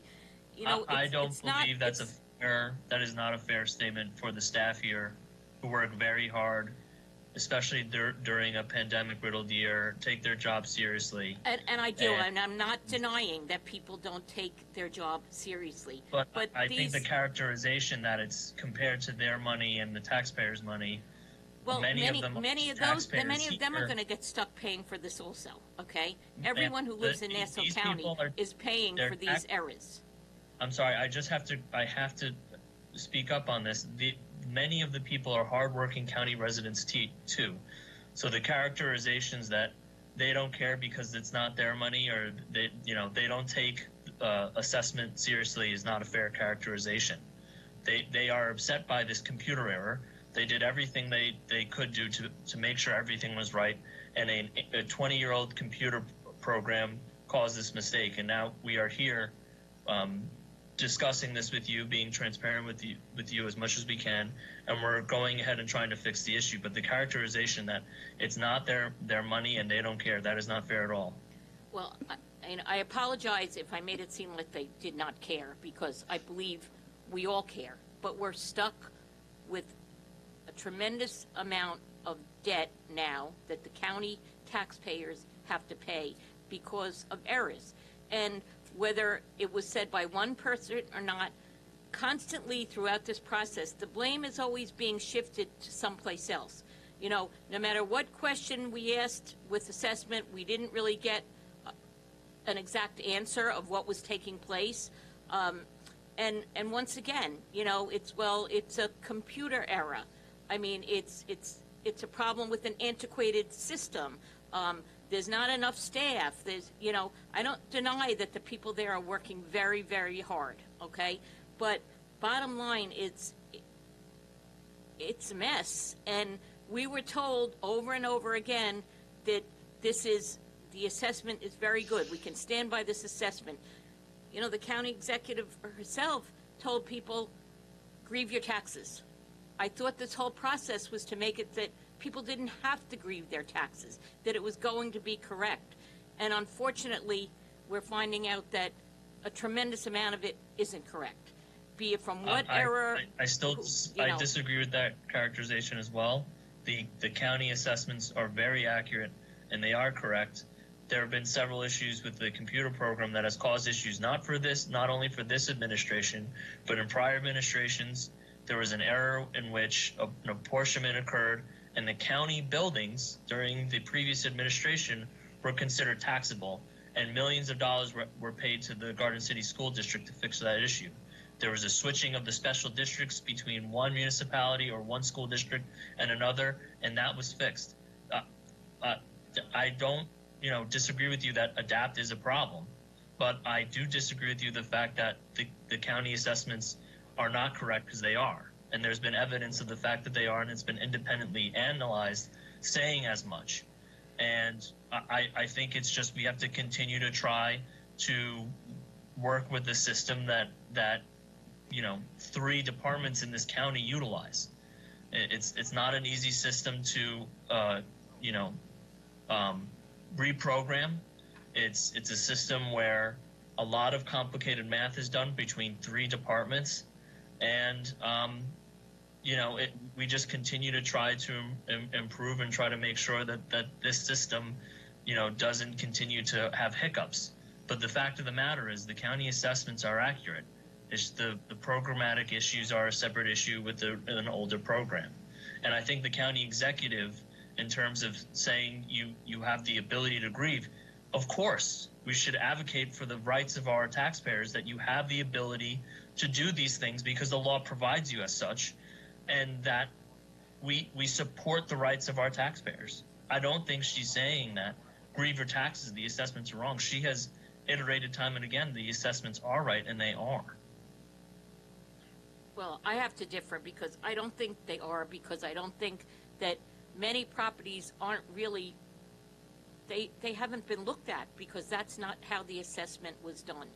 You cannot tell me that a property that has major improvements, that has so much more of a home on a piece of property than a smaller property next door, should be assessed at a lower value. Well, And you're talking done about because of the way it was done. And in the previous assessment, every home was looked at.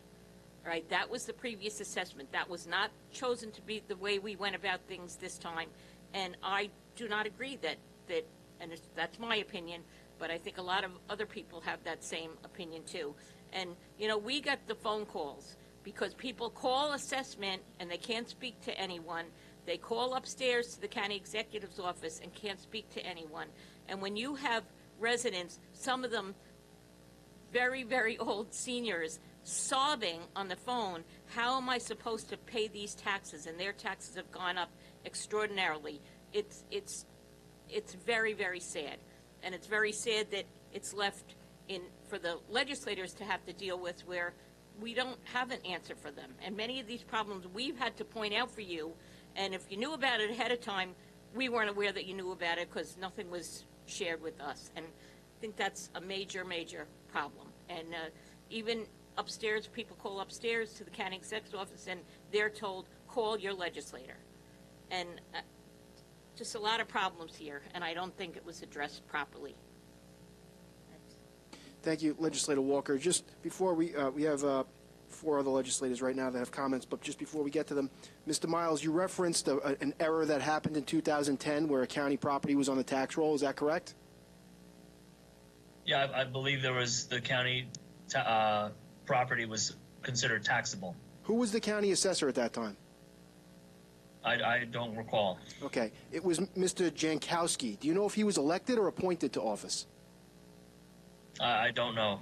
He was appointed, just so you know. So, perhaps there's a trend there. Now, before we get to Legislator Rhodes... I don't think whether an assessor is appointed or elected has any relevance to the fact that the computer system caused by an error caused an error when, I respect your opinion. To lower level staff were working on the process. I don't think an elected assessor or an appointed assessor has any relevance to mid to lower level staff working on exemptions and taxable value. All right. Well, I respect your opinion, and I hope you have an opportunity to voice that opinion at the ballot box in a referendum, hopefully not in the too distant future.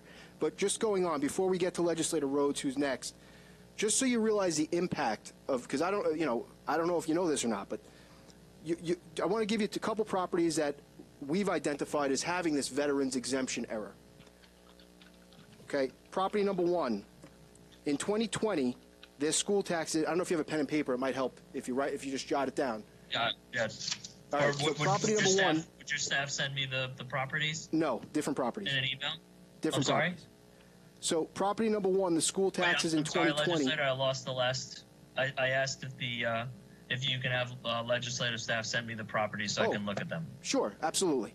Okay, thank you. So property number one, the school taxes for 2020, after STAR, $3,247.60. In 2021, those school taxes went down, presumably as a result of the reassessment, to $2,759.69, approximately $1,000. And again, this property has this veterans exemption. 2020 general taxes, $1,362.51. 2021 general taxes, $3,109.39. So in this example, we're seeing a reduction in school taxes, which, as we know, is about 68% of the entire tax bill, in about $1,000. But the general taxes shot up from about $1,000 to $3,000. Massive, massive hit. That's a $2,000 difference. That's just one example. Another example.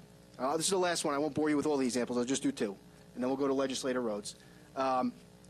This example, the 2020 school taxes, property two, again with the same exemption, $3,020 in the 2020 school taxes.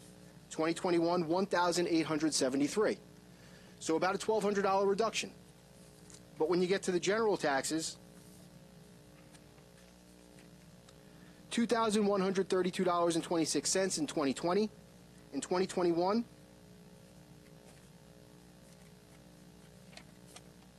$4,093. So again, an approximate $2,000 difference, and that's substantial. I mean, these are not minor errors. These are errors that, I mean, quite frankly, they could put veterans and their families out of their homes. And so, I really, before we get to legislative roads, I want to just once again ask for a list of these 4,000 properties. It's very important we get them. I understand that the outreach hasn't been done to these houses, these properties, and their families. If if it's not going to be done soon, I mean, the ones in my district, I'm going to reach out to every one of them. So please, if you can get us that list.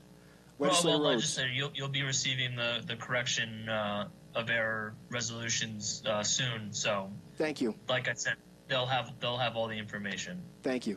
Legislator Rhodes. Thank you, Mr. Chairman. Good morning. It's still morning. Good. Good morning.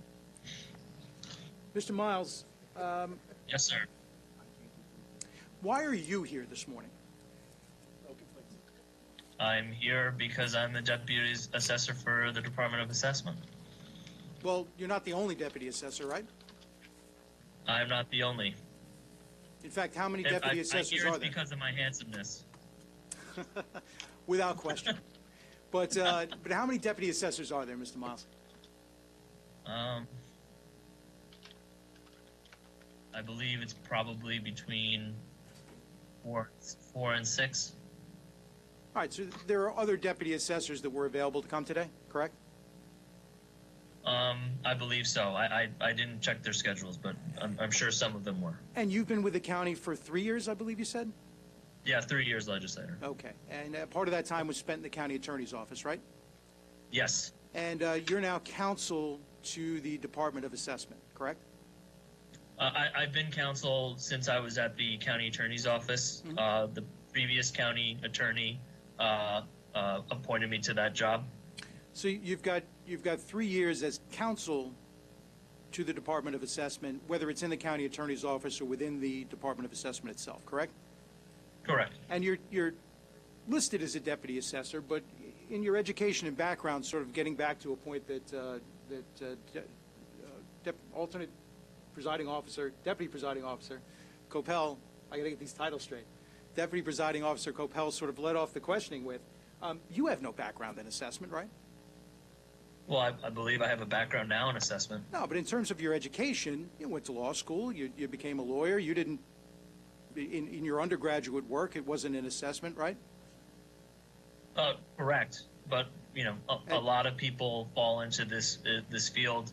Many of our field staff started out as real estate agents or brokers, and then they came into this department and learned how to appraise and assess, and they've been doing it well for a while now. Well, have you taken any classes in assessment?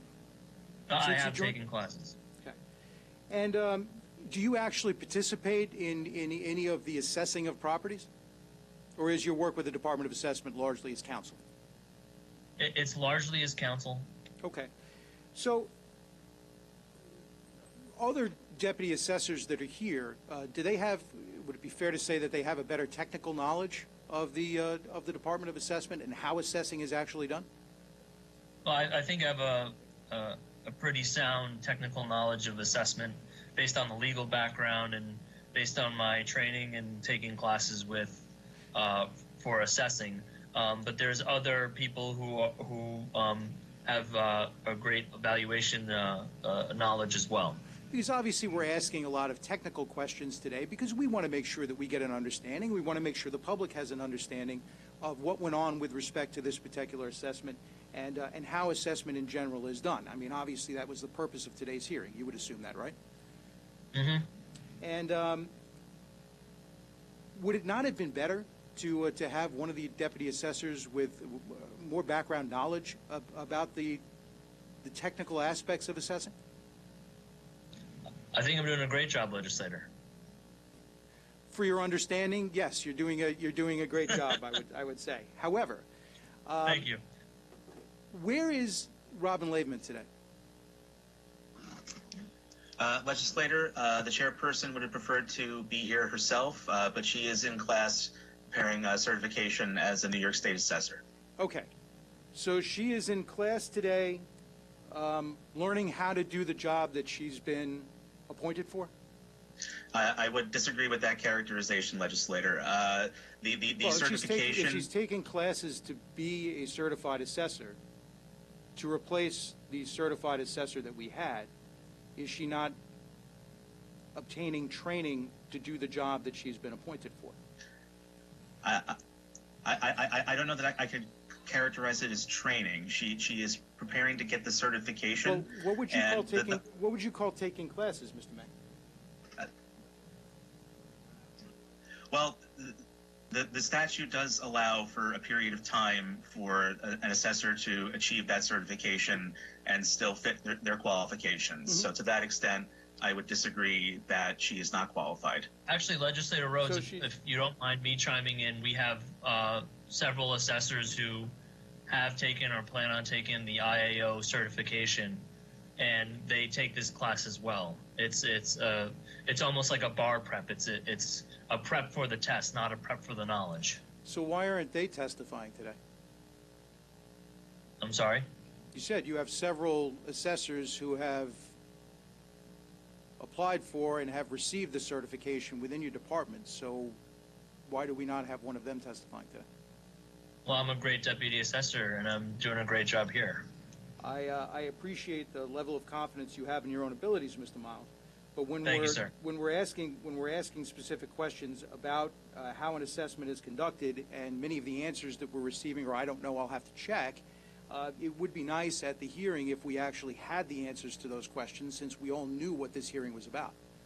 Well, I think actually I've answered all of the questions in terms of how assessments are done and how we do them, and inventory and data, and I think I've answered actually every question.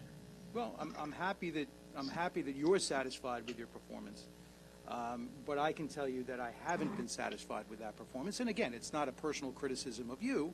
I mean, obviously you're testifying with respect to your breadth of knowledge, but there are clearly other individuals within the department, and I would have hoped the assessor designee would have been one of them who could have appeared today to give us a better understanding of what it is that we're looking for. Incidentally, the class that or the prep test or prep that the assessor designate is taking now, is that a class that county taxpayers are paying for? I don't know. And is the assessor designate on county time taking that class? That I don't know. Okay.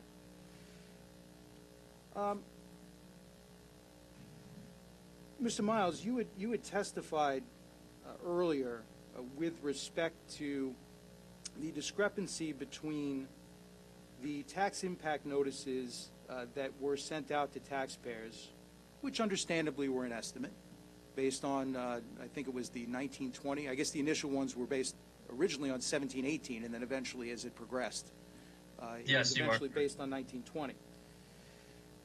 The discrepancy between those tax impact notices and the actual taxes that came out as part of the general taxes for the 2021 school year when they came out in November. And I believe you said that the reason for the discrepancy was a change in school budgets. Is that correct? I would say a lot of it has to do with the change in the school budget. Okay. My question for you is, and I'm going to use myself as an example. My Okay. tax impact notice, when it was received with 1920, projected there being a decrease in my taxes by about $2,000. Okay. The actual decrease that I received was about $50. In my total Okay. tax bill, that was a discrepancy probably of around 15% between the tax impact notice and the actual taxes that I received. I live in Belmore. The Belmore School District increased their budget by 1.90%. Yes. I can tell you that Freeport was 1.85%, Merrick was 3.43%, North Merrick was 3.23%, Seaford was 3.32%, Wantagh was 1.78%. All right, all of these increases in budgets really didn't exceed more than 3% in many occasions, and some were actually below 2%. Mm-hmm. If school taxes are the result of there being a discrepancy between the tax impact notices and the actual taxes that are charged, how can you say that it's the school budgets that are responsible for a 15% increase when all of the increases were somewhere in the 1%, 2%, or 3% range? That doesn't make sense. Well, the school budget changed, and by the way, I don't want to pinpoint specific school districts because I don't know what their circumstances were this year. Well, I mean, the budgets are actual number. You kind of made a sort of clear and defined statement that the reason that there was such a big discrepancy between the tax impact notices and the actual taxes that were charged was because of school budgets. School budgets. Well, it's also school budgets increased. Hold on. School budgets increased anywhere from 1% to 3%, at least in my area. In fact, Newsday has reported that county-wide school district budgets increased by about 2% on average, slightly over 2%. Yet there seem to be discrepancies, in the area of around 15% between tax impact, at least mine, between tax impact notices and the amount that was actually charged. How is there a correlation between the two? I don't think it's generally 15% difference between the two. Remember when we talk about assessments, and you and I have had long conversations about assessments and the relationships between assessment and taxes and your neighbors. It's dependent upon your individual assessed value as compared to everybody else in your school district or the assessing unit. And you compare your assessment to the tax levy, and that's where, your taxes come from. So I don't think it's on average 15%, 10%, 2%, 1%. Assessment is very individualistic, as you and I have discussed, and many of the legislators here. So it's a case-by-case basis when it comes to how the tax levy affects you when you compare your assessment to everyone else in the district. But everybody else in the district is receiving substantial tax increases, right? While the county executive and the assessor testified that the splits between those going up and those going down would be somewhere in the area of around 52-48. In a community like Belmore, we are seeing that 74% of homeowners actually received a tax increase, whereas 26% received a decrease. I think the percentages were all averages.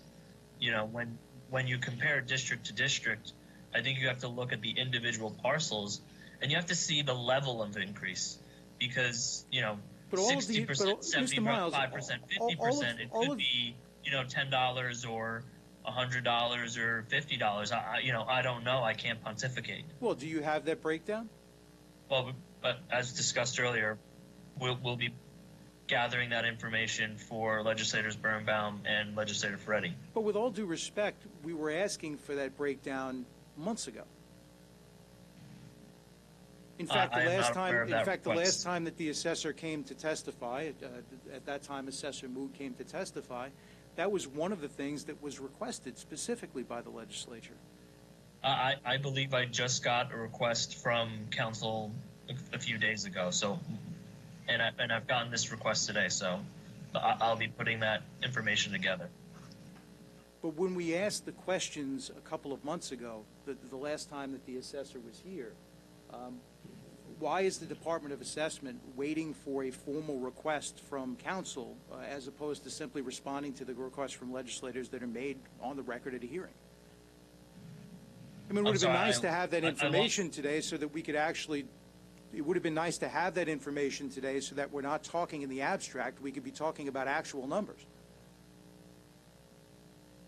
Like I said, I didn't get the previous request, but I have it now a few days ago and now, so we'll be working on it.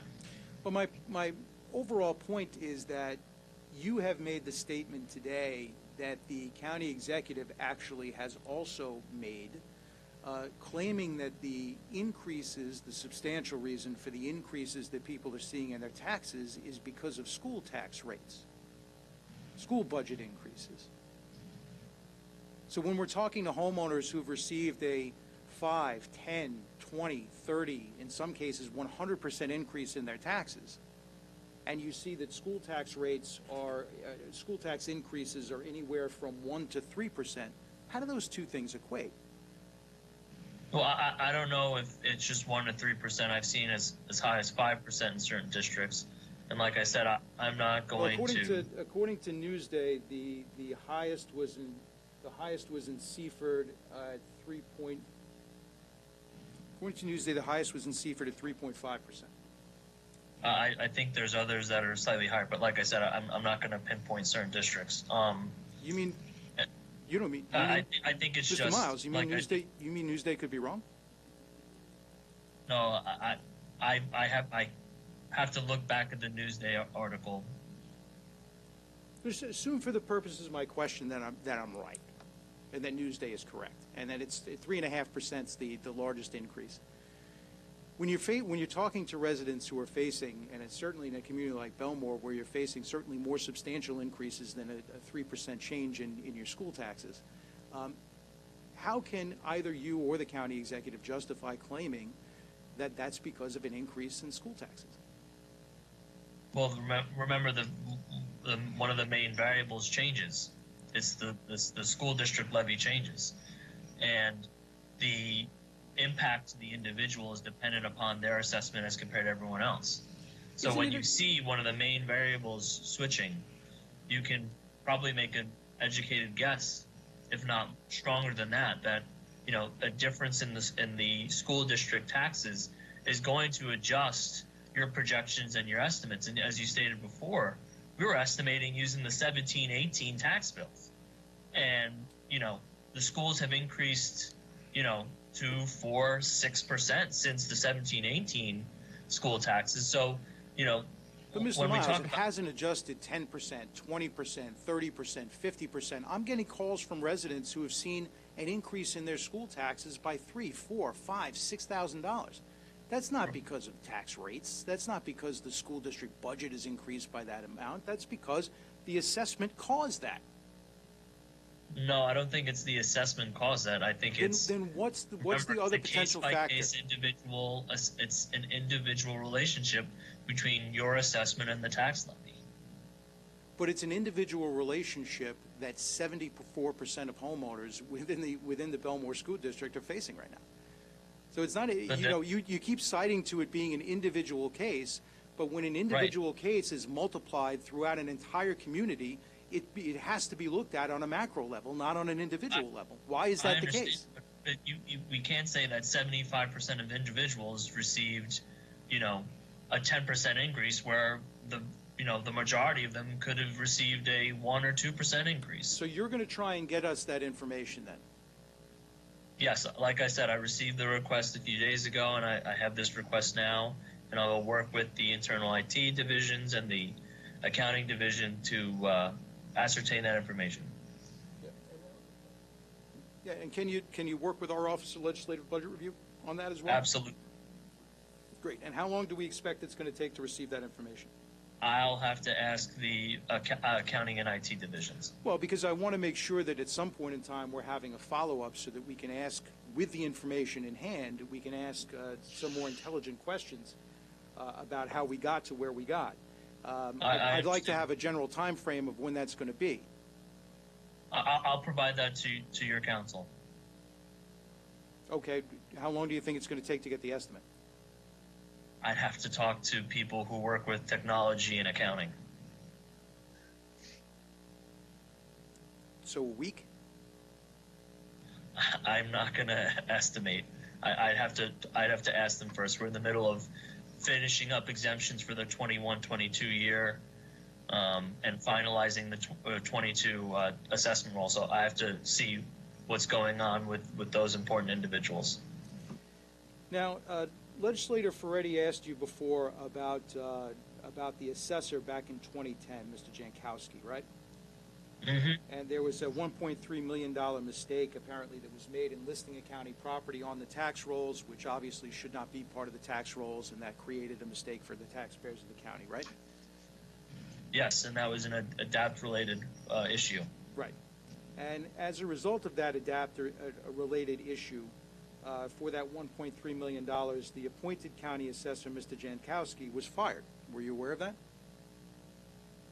No, I don't believe he was fired for the 1.3. But I don't know. I can't ask the former county executive why he fired his assessor 10 years ago. Again, I'm basing it on Newsday's reporting at the time as being the justification for his firing.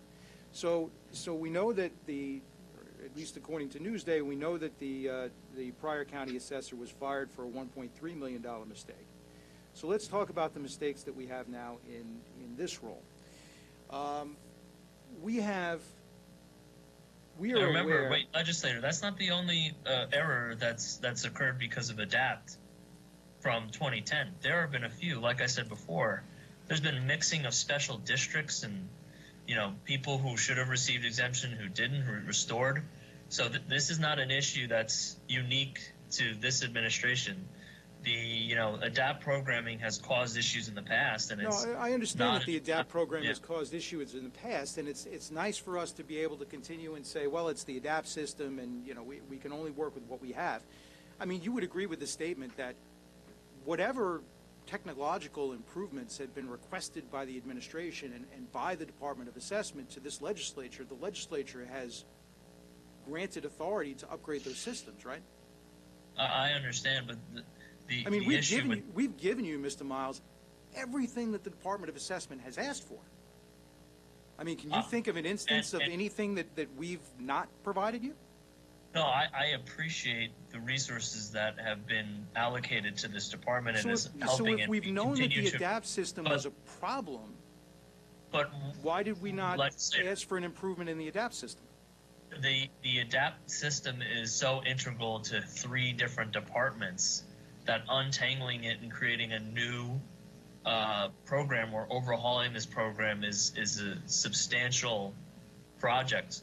It won't take a blink of an eye or a snap of fingers. It would take a while if we're overhauling ADAPT, if we're asking the Tyler Technologies to adjust ADAPT, or moving on to another program. It would take a very long time to adjust the system because it's so integral and because the assessing unit and its other municipalities are very complex. So has anybody undertaken that analysis at this point? I mean, if the ADAPT system is creating, and every assessment apparently that we do is throwing out errors that result in negative consequences to taxpayers, have we at least started the process of taking a look at the ADAPT system and making changes to it or overhauling the system entirely and going with a different system?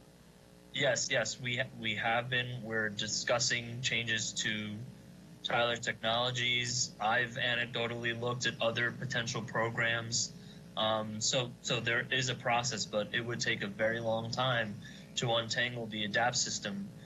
You don't want to negatively impact the Assessment Review Commission's operations or the Treasurer's operations. I guess my concern is that if we know that for at least the last 10 years, the ADAPT system has been throwing out errors. Right. And we know that it's going to take a long time to be able to change the ADAPT system. Right. Have we started to make any changes to the ADAPT system, or are we simply saying that it's too hard?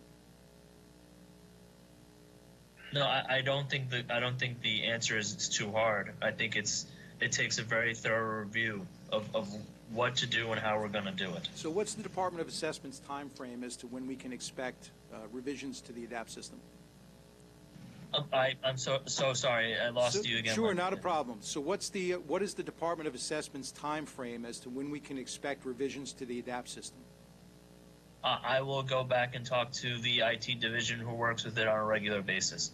Well, is there any timetable within the Department of Assessment? I mean, you've indicated that you've started that review. Is there any kind of one-year plan, No. 2-year plan, 5-year plan as to when we can expect there to be revisions? No timetable yet, but I will talk to the technologists in our department.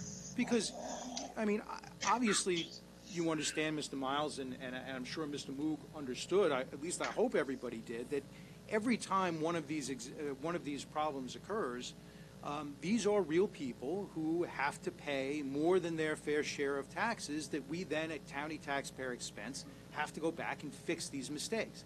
And so as much as we would like to say, hey, it's the computer's problem, the computer works for the Department of Assessment.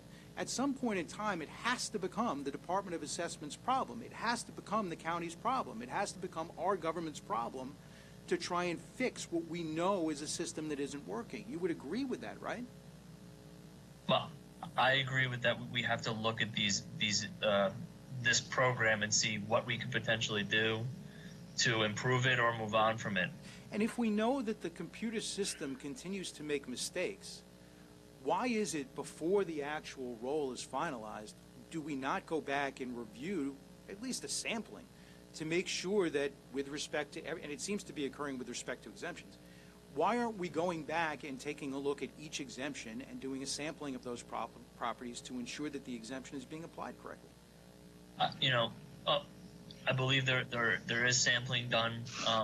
We reviewed the assessment and the percentages of the assessment.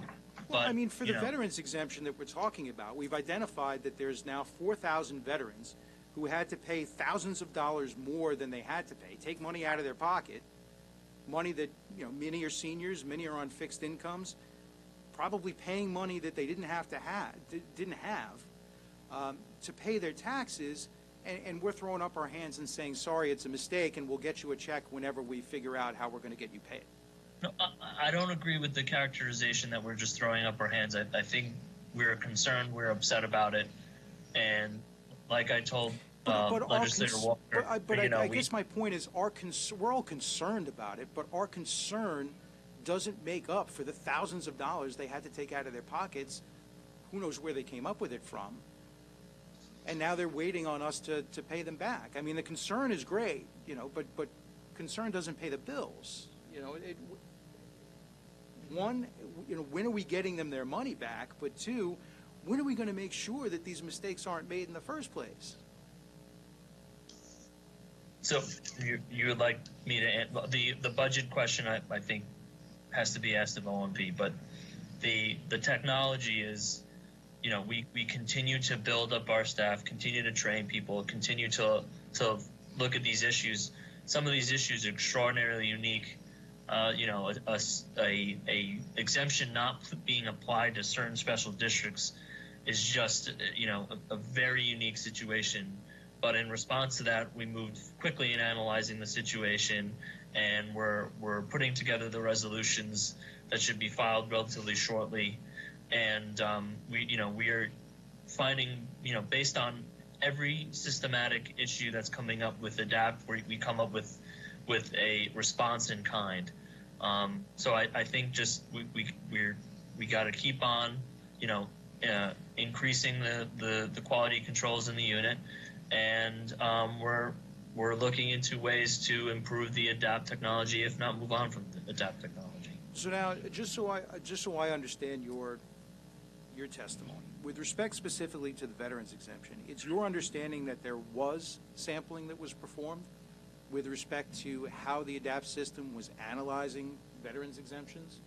I'm not aware of the level of sampling that was done with the exemptions. There's Well, 70,000 veteran exemptions. Do you know whether there is? Is there sampling that's performed? I believe we quality control the assessment rolls and the tax rolls.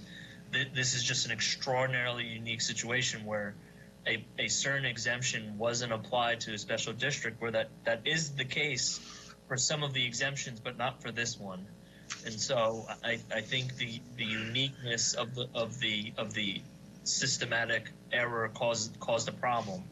But we are working towards solutions, not for this, but for any problems that we foresee, and we just continue to develop the department and improve. I guess part of my concern is that we are being very reactive, right? After the fact, we're trying to figure out why a problem occurred and trying to come up with a solution so that the problem doesn't happen again. That's a strategy, and obviously that's something that we should be doing. But the other component to that is trying to be proactive in making sure that the mistake doesn't happen in the first place, or if the mistake does happen, that the mistake is discovered before the roll actually goes final. I think we're taking actions to be more proactive. Like I said before, it's a very unique problem where an exemption is not applied to certain special districts, when generally some of those are not, but this one should have been. It's an extremely unique situation. I don't think anyone in the department has seen a situation like this. It's very unique, very particular. But we're going to put controls in so that this and similar issues, like you said, be proactive and make sure things like this don't happen again. So now we think that this particular mistake is going to be a $5 million mistake for county taxpayers, right? That was your estimate? That is the estimate given to me. Okay, and back in December last month, we actually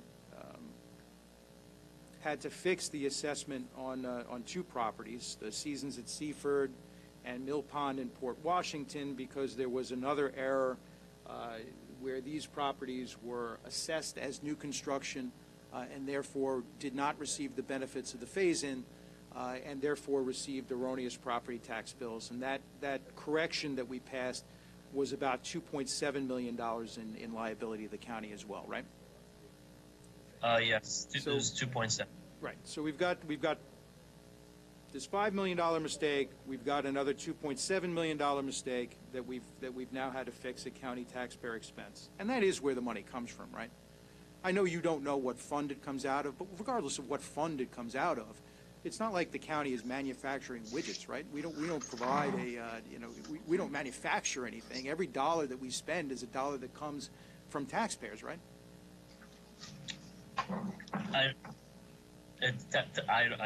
We'd have to talk to budget about where money comes from, but yes, taxpayers pay taxes to fund the county.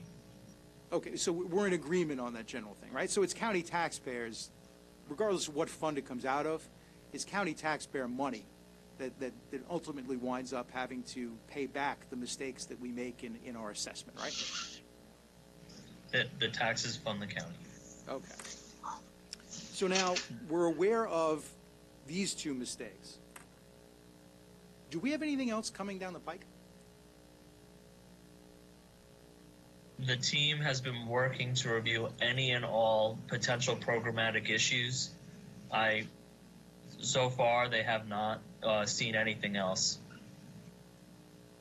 Okay, so that as you sit here today, you're aware of there being no other issues with respect to how the tax bills were calculated? Right. Okay. So if there is something else that comes down the pike, that would be a surprise to you, at least at this point? I have confidence in the group. Like I said, there's correction of error resolutions coming down for the veterans. There were clergy that were affected as well. So those resolutions are coming down for the clergy and the veterans. And what was the mistake with respect to the clergy? Same issue. For the clergy, is that that's not a partial exemption, that's a full exemption, right? Well, it's supposed to be a partial exemption, but the way that the statute is written, a lot of it is wholly exempt. Okay. And so how many individuals, how many homeowners does this affect? I think about 800. Okay. And what do we approximate the total cost to be to county taxpayers? I apologize. I combined the impact for the two. For veterans and the clergy? Yes. So that's included within the $5 million? I'm sorry? That's included within the $5 million?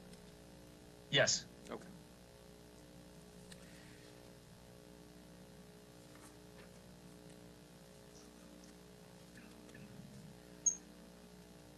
Now, when these corrections are made, how is that going to impact residents' second half tax bills? Okay, I'm sorry, I lost you at the end. Sure. How is this going to affect residents' second half tax bills? The second half tax bills will be corrected. Okay. And with respect to the correction, does the difference get spread out among other taxpayers? Or is the county going to be footing the bill for the second half as well? Correct. So all of the refunds that are due to taxpayers, we not only have to pay the refund to the individual taxpayer who overpaid as a result of the Department of Assessment's error, but we also have to make the individual taxing jurisdictions whole on the second half. Correct. So that is included in the $5 million. That's my understanding. Okay, that's your understanding.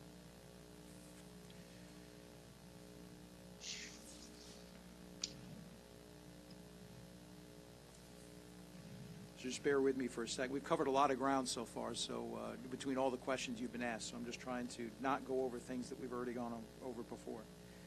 I understand. I appreciate that.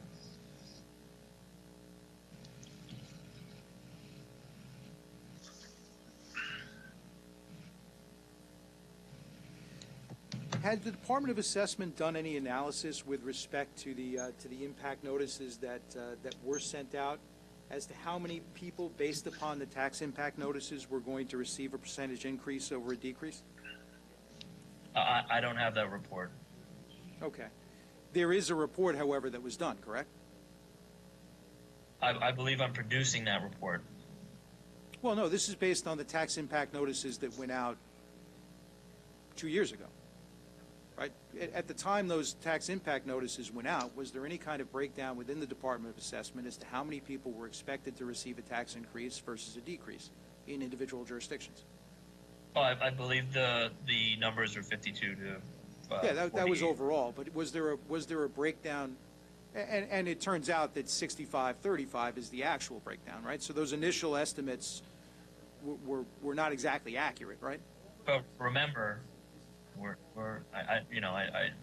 we talked about this earlier. Projections based on, previous school district budgets. So the estimates change based on one of those major variables. But at the time, there was an analysis that was broken down by individual school district? I don't recall seeing that report. So at the time, we were sending out tax impact notices as to what the anticipated impact would be on individual homeowners. We didn't take a look at what the impact would be on individual communities. It could have been, but I did not see that report myself. As general counsel, is that something that typically would go to you? There's a lot of things that come my way in this department. All right. So it's possible that report does exist. You just don't recall having seen it. Correct. And if that analysis does exist, that's something that the Department of Assessment could provide to the legislature in a timely fashion? Yeah, I believe it's similar to the request that was made before, but I do request that, as in the past, that council will provide me with the request from the legislature. Okay, I'm sure that we'll take that request under advisement, but that's something that obviously we're on the record today, and we can certainly make a note of it. I want to make sure that we don't lose track of that. right? So you know that's something Right, that you're going to be looking for? I'm attempting not to lose track of any of the reports or requests made, but it does help to have also council reaffirm.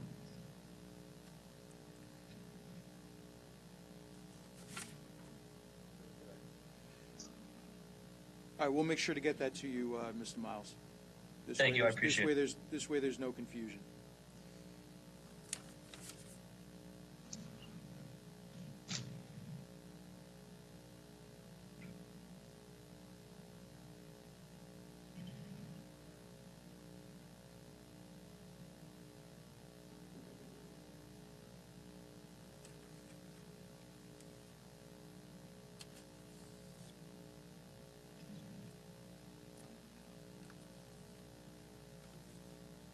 And can you also check with the, just before we leave the topic of the mistake, I guess, with respect to veterans and with respect to, I guess, clergy are included in that.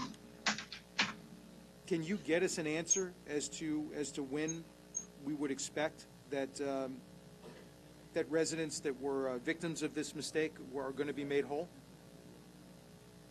I'm sorry, there's someone in the background talking. I couldn't hear. Sure. With respect to the mistakes that were made in the veterans exemption, and I guess the exemption as applies to clergy, is there a way for you to check to see when we expect that individuals are going to be made whole? Is there? We have to communicate with the treasurer's office, and if we can get corrected bills out, we'd have to talk this out with the receivers. Well, you'd have to talk it out with the receivers to get corrected bills out, but I'm talking about the actual refund that's due to taxpayers for the amount that they overpaid. Right, I'd have to talk to the treasurer's office. Okay, that has nothing to do with the receivers, right? No, the right, correct. The treasurer is separate from the receiver. The receiver does the issuance of the tax bills. Right, and just so we're clear, because there's some confusion, at least in reports from the media. The mistakes that we're talking about is not mistakes that were made by the receiver of taxes, correct? I don't recall seeing any articles or reports from anyone saying that there's a mistake from the receiver, and the one receiver who stated his concern. I've talked to said receiver, and he was very gracious. Okay. No, but the point is, the receiver of taxes are only putting out, when they calculate these tax bills, are only putting in information that they receive from our Department of Assessment, correct?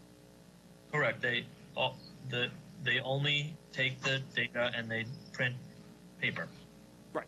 So in terms of the individual town receivers, if there are any errors with respect to the tax bills, those errors are because of the information that they were provided. They're not errors that were made by the actual receiver of taxes, correct? No, I don't think I've ever made that representation.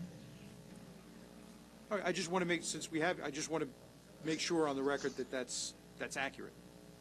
Oh yeah, no, I definitely do not make that representation at all. Yeah.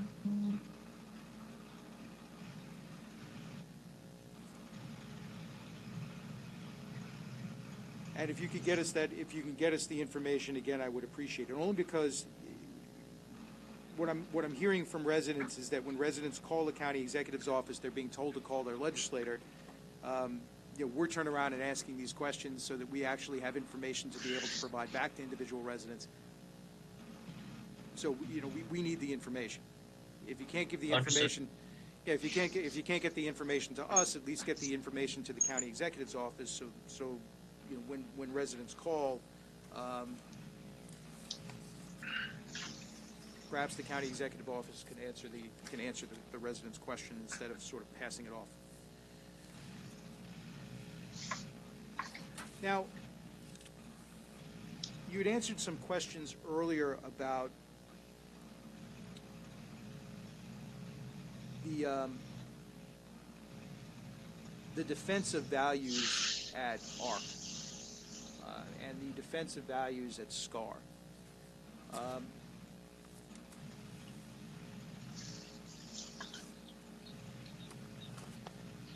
Well, I'm not going to pontificate on ARC. They're an independent commission. No. I understand that they're an independent commission, but I'm talking about specifically with respect to the Department of Assessment's position, right? You indicated that the Department of Assessment provides evidence during these proceedings to defend its values, correct? Correct. And you were pretty consistent about that answer. The relevant question, I think, is, does the Department of Assessment change the evidence that it uses to defend those values from the evidence that it used to calculate those values in the first instance? Well, you don't use evidence to produce values. You do evidence to defend the value. You use a large swath of market values and sales to produce the market value. Okay. My question, though, is common practice throughout the New York State and many other jurisdictions that this is the procedure. My question, though, is one really with respect to transparency. If the Department of Assessment, at the time it creates the initial value, is using a certain set of facts and information, how is someone challenging that value supposed to know if the Department of Assessment changes it when it's trying to defend its values? I don't think the department is changing its opinion of value, and I don't think it's changing evidence. I think we use all the market sales when we do the mass appraisal, and then when we do the evidence at SCAR, it's whittled down to 5 comparable sales. So I don't think we're changing our opinion of value, as I stated before. I think it's you have a large swath of market sales, comparable sales, and then you whittle it down to the 5. But does the department change the five values that it uses to defend its value? I don't think the department changes anything. I think the opinion remains the same. It's just the development of the defense.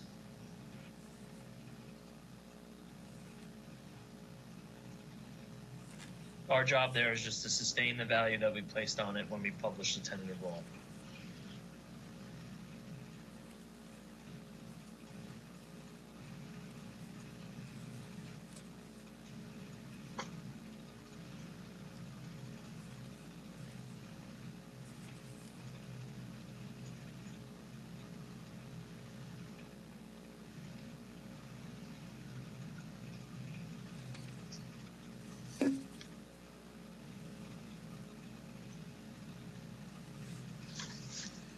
Turning to the topic of new construction for a second, Mr. Miles. New construction was not considered to be part of the phase-in that the county executive sought approval for in Albany, correct? The law that is utilized by the County of Nassau is consistent with the reassessment exemption used in other jurisdictions, which excludes physical improvement from the exemption. So the answer is yes. New construction wasn't included in the phase-in? Consistent with other laws, yeah. Okay. Was any? It doesn't sound as though any potential account was taken with respect to Superstorm Sandy homes. I don't know if that's the case. Well, what I seem to be hearing, at least, there's a subsect of the population, particularly in the South Shore communities, that had to do either optional or mandatory elevation either during or after the 2018 year, where greater than 50% of their home would have been modified to make them considered as new construction. That wasn't included as part of any phase-in, correct? I mean, I don't believe many of the parcels remaining in the South Shore have this issue. I don't recall seeing this issue at all. Okay. But the administration at this point is apparently going to Albany to request that new construction now be phased in? It's a separate exemption from one that exists already. It's the home improvement exemption, so it is a separate exemption from this one, consistent with construction exemptions. So for example, at the last time we spoke, the Wanto homeowner who saw his school taxes go up from $8,000 to $23,000 because of his home being assessed as new construction. What's the practical impact going to be with respect to that particular homeowner if this exemption is passed? I'm sorry, can you repeat the question? I Sure. might have missed the question. Not a problem. When we spoke earlier, there was a Wanto homeowner that I had alluded to during the last hearing that saw his school taxes go up from $8,000, $8,500 to $23,000 because his home was considered to be new construction. If the additional phase-in is passed, do we know what the impact would be? How would that phase-in work on somebody in a similar position to this particular homeowner? The new construction value of the home as the law is written now is that they would get an exemption, an 8-year exemption. And starting with the physical value that was placed onto the roll for that, or any applicable tax roll, and then move forward, with the exemption declining over 8 years. So would that be phased in equal parts? It'll be, it should be, yes. It's a 12.5% each year. And do we know what the status of that legislation is? I do not know. Well, has the Department of Assessment in calculating the 22-23 roll anticipated that phase-in? In terms of? In the Department of Assessment's analysis of the 22-23 roll, has the Department of Assessment taken into account the possibility of that phase-in? We don't even have the school budget for 21-22, and it'd probably be tough to project what the school budgets would be for 22-23.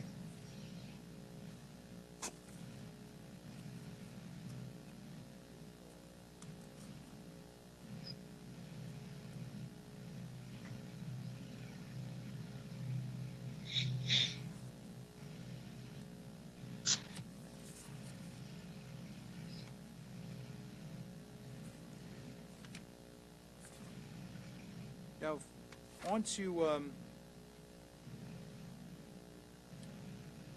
just want to talk a little bit about ladder reports, and to just dovetail on something that Legislator Ferretti was asking about in his questioning. When the prior assessor, Mr. Moog, was testifying before the legislature, he indicated that the Department of Assessment utilized ladder reports to show residents a breakdown of the valuation of a subject property, and that the ladder report enhanced transparency. Yet, when the county was sued on this issue, the department agreed that the ladder reports were not accurate representations of how the value was in fact determined. You remember that testimony? Do you remember the earlier testimony? Yeah, I vaguely remember this conversation. Okay. But then the 21-22 roll was trended, again, presumably using the information that was contained within the ladder reports. Right? And now, using the market value. What's that? Using the market value. Okay. But again, using the same factors that go into that would have been listed in the ladder report, correct? Well, that's what the 2021 market value was based off of, and then we trended based on school district market values. Okay. And now for the 22-23 roll, you're now locking that in place because it's right. A frozen roll. We've frozen the market values. So, in reality, the ladder report itself is in fact still relevant, is it not? Because it's the base of the trended number and the frozen assessments. In other words, it's all based on the same ladder report. I'm not sure. I'm pretty sure I remember some testimony from saying that the 21-22 ladder reports are no longer, or that the 2021 was no longer useful for 21-22. So what are you trending off of? If that's the case, then they're not relevant for 22-23. But for 21-22, so the assessments that were in 2021 were not the basis for the assessments in 21-22? No, they are. So the information that was contained in the latter reports for 2021, why is that no longer the basis for the assessment role in 21-22? We trended the market values, but also, if I recall, it's been agreed upon that the latter report not be included. But the latter report is simply giving homeowners, for the purposes of transparency, an explanation as to how their value was calculated, correct? But legislator, respectfully, I believe this was already agreed to and approved by the county attorney's office and by this body. But I'm trying to understand how a homeowner, for the purpose of transparency, is supposed to understand how the Department of Assessment actually calculated its value. I think we've stated it before. I think it's on the website, and I am not going to renegotiate or relitigate what happened. I believe there was an agreement in place. County Attorney's Office agreed to that with the opposing party, and I believe this body approved it. But part of that was supposed to be, and part of the settlement was supposed to be, making public all of the 180 independent variables or predictors that were used in the computer-assisted mass appraisal modeling in the reassessment, and the coefficients or multipliers for those variables in each market area, including the neighborhood coefficients. Okay. Where is that information on the county website? I will talk to the IT department. But if the whole idea behind this is supposed to be transparency, right, and that was the initial idea of the latter report, was supposed to provide transparency, correct? I believe, but like I said, I'm not going to renegotiate the agreement regarding the latter report. I'm not asking you to renegotiate, Mr. The Miles. department I'm to not put asking, up information. I'm not asking you to renegotiate. What I'm asking for is what assurance the Department of Assessment is making so that individual homeowners can understand how their assessment was actually calculated. If the latter report was supposed to do that for the 2021 roll, and now the Department of Assessment in a settlement has said, yeah, that information wasn't accurate and is no longer good, right?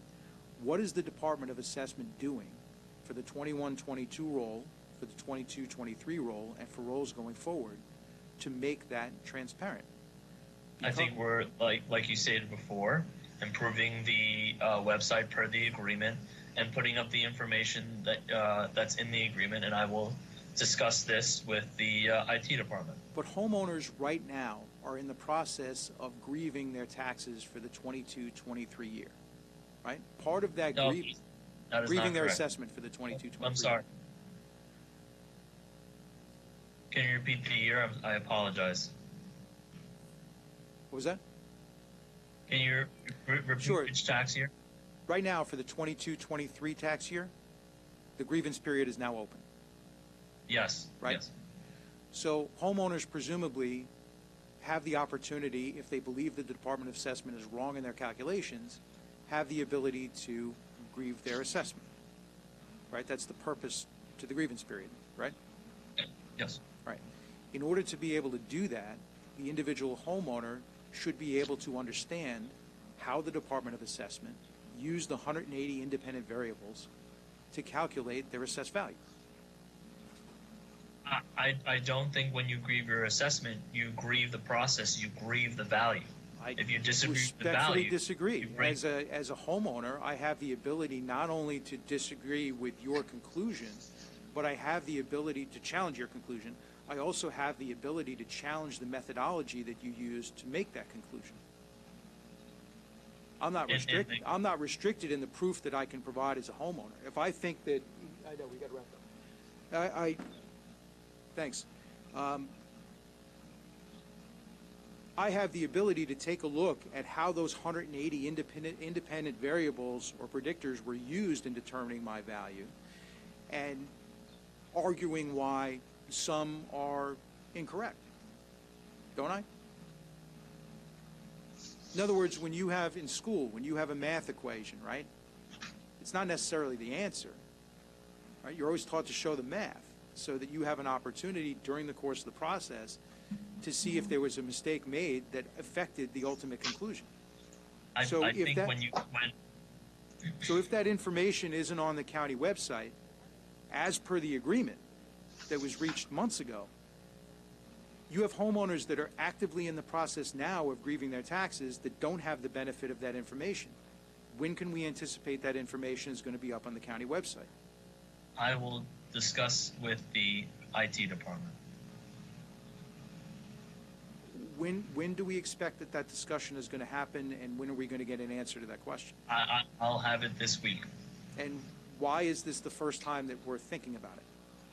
I am sure other individuals might have discussed this with the IT department, but I will be the one following up.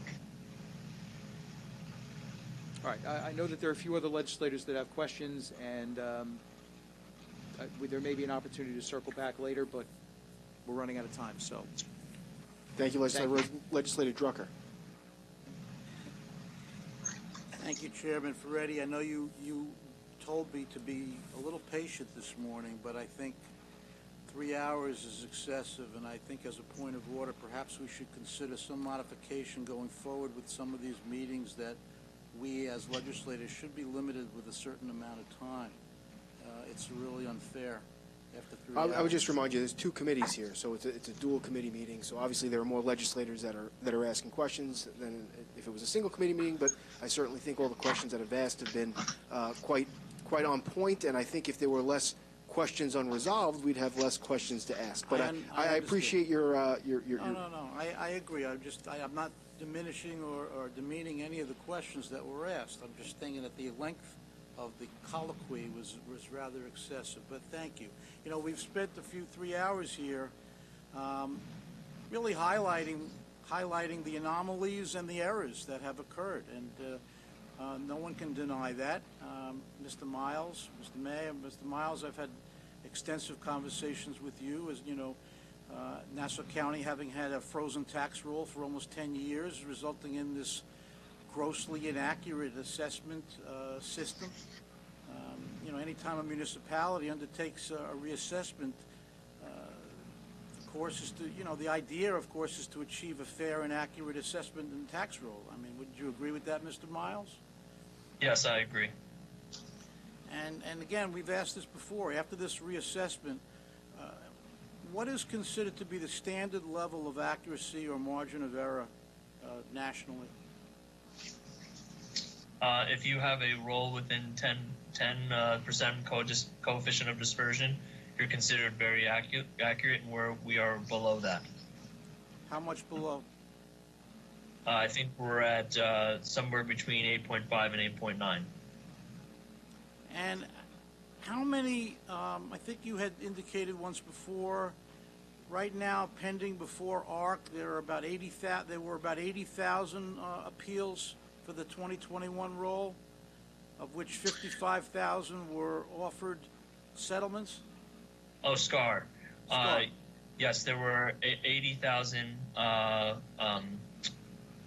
petitions filed. Somewhere in the 40 to 50% received a reduction. 25% of that, received an offer. 25% of that received, I believe, a 0% or accepted a 0% offer. And the average reduction between the negotiations for the SCAR mediation program and court is 4%, which is well below that 10% number. So that indicates to you and to your department, and to really should indicate to taxpayers, that by and large it's an accurate tax roll. Highly accurate. And by the way, are your tax rolls reviewed by the state of New York? Yes, we do send our assessment rolls up to the Office of Real Property Tax Services. And do you ever get feedback from them on that?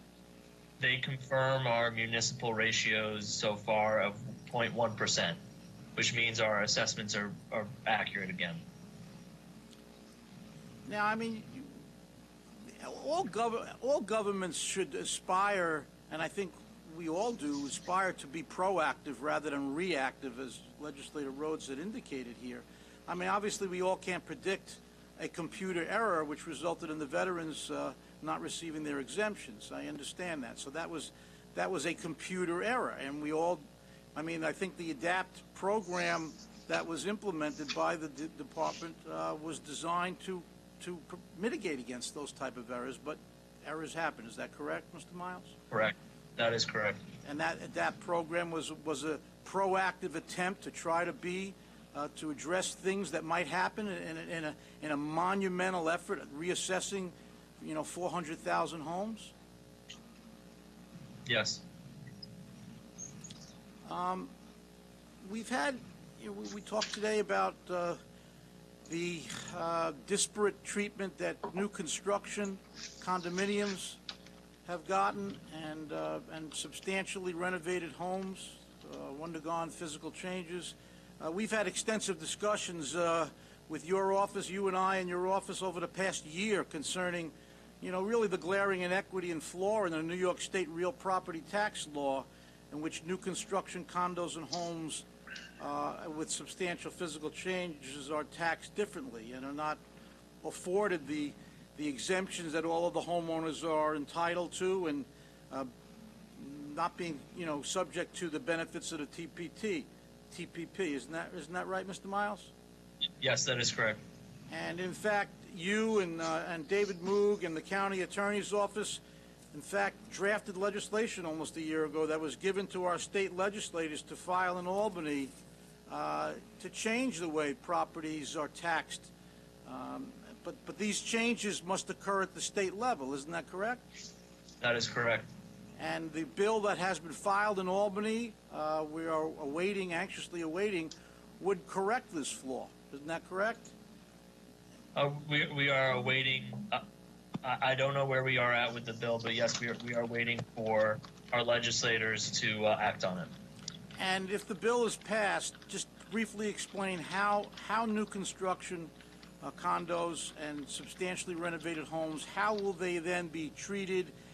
In fact, I think from what we understand now, the bill also calls for an 8.5-year phase-in. Isn't that an exemption? Isn't that correct? Correct. The way that the bill is drafted, it's consistent with home improvement and construction laws, which is probably the proper place to place this exemption. It amends the 421F exemption. It gives a 12.5% decreasing exemption over 8 years to the newly constructed portion of the property, and it's a very good exemption. Thank you.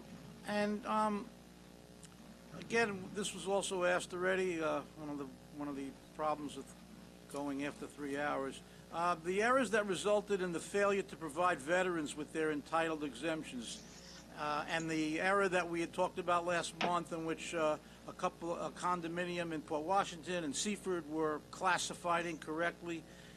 Those are the type of errors that occur irrespective of who is the assessor, correct? Whether he's elected, appointed, or what? Isn't that correct? That is absolutely correct. Okay. Legislator Ferretti had a question about a homeowner's assessment going up and their taxes going up in year one of the 5-year phase-in, and then it stands to reason that their taxes will continue to go up for the next 4 years. But that is not necessarily true, isn't that right? Because as increased value on the tax rolls are added due to the phase-in, there are tax rates can come down going forward, and there are people who could experience actually a reduction in their taxes even after the first year of it going up. Isn't that true? That is true. Could you elaborate on that? Well, as I was stating to Legislator Rhodes, assessment is a case-by-case basis. It's very much contingent upon your relationship and your assessment compared to your neighbors in the school district. So it's not a one-to-one ratio. It's very dependent on a variety of factors. Most importantly, your relationship of your assessment to your neighbors and the school district levy, and obviously the general levy. So with the increase in property value that comes on the rolls, that could force school districts to lower their tax rates. Isn't that true? More likely than not, tax rates will go down because values are going up.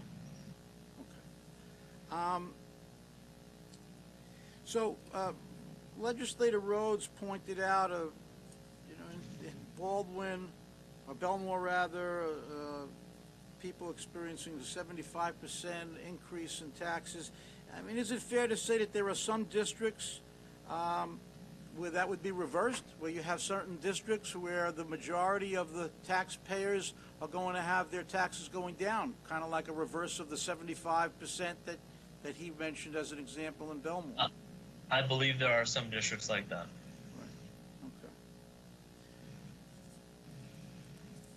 It's like I said, legislator. It's a very, it's all about the relationship between your assessment, your neighbors, and the levy. Right. I just have one more question. As far as the Department of Assessment getting information that would trigger some form of evaluation that you talked about with aerial photographs, I think Legislator Ferretti was talking about that. Does the taking out of a permit to perform improvements to a property, does that trigger that kind of attention that perhaps would require or result in the department conducting some of those higher technological searches of a property? Yes, they do. When we receive the permits, and you see a square footage change, it does raise the antennas of the assessors, and they will review the increase in the square footage. Okay. I'm going to yield to any other legislators. Thank you, Legislator Drucker. Legislator DeRiggi Whitten. Again, I think most of my points have been covered, but I do request that every step that we can make to be transparent be followed up as soon as possible. And Robert, I know it's maybe not even under your job category, but making sure the website is clear, making sure we get the correction of error list as soon as possible to all the legislators, and anything we can do to make it more transparent, I think will help reassure not only the veterans and the clergy, but everyone else who's questioning their assessment. I'm going to just say one thing. I think 2 years ago, when we all knew that the assessment role had to be addressed, 10 years of it being stagnant, other than some people appealing and some people not, we knew it wasn't fair. And I know the county executive's intentions were to make it fair. What I think happened, unfortunately, SVS, when we hired them, and I voted for that contract, I think it was $5 million. Did they do a reassessment or a reevaluation of the role? They did the systematic review, and they performed the reassessment. Would you call it a reassessment, or would you call it a reevaluation? There is a technical difference. It's very it's a mass appraisal, modeling, reappraisal. Right. The modeling, I think, is where we kind of are all suffering the consequences of, because I think the neighborhood factor and basic changes in the school districts, tax rolls, it wasn't what I thought was going to happen. I really thought for the $5 million it was going to go house by house, not neighborhood by neighborhood, not, not, in my opinion, a way that didn't take all the factors that were that really should have been taken into in effect. I really think the role from day one, because it was done that way, has caused a lot of problems and a lot of questions. And I think that your office has made a big attempt to correct it, but I really thought as a legislator that we were going to get a complete reassessment, not a reevaluation, which again, took things, moving things back and forth and neighborhoods, and whether or not the neighborhood factor I even agreed with sometimes. You know, I saw it in my own district that unless you didn't know the district, you know, there's no way that you would have agreed with the neighborhood factor. So, well, just to address, I do believe this was a fully formed and highly accurate reassessment.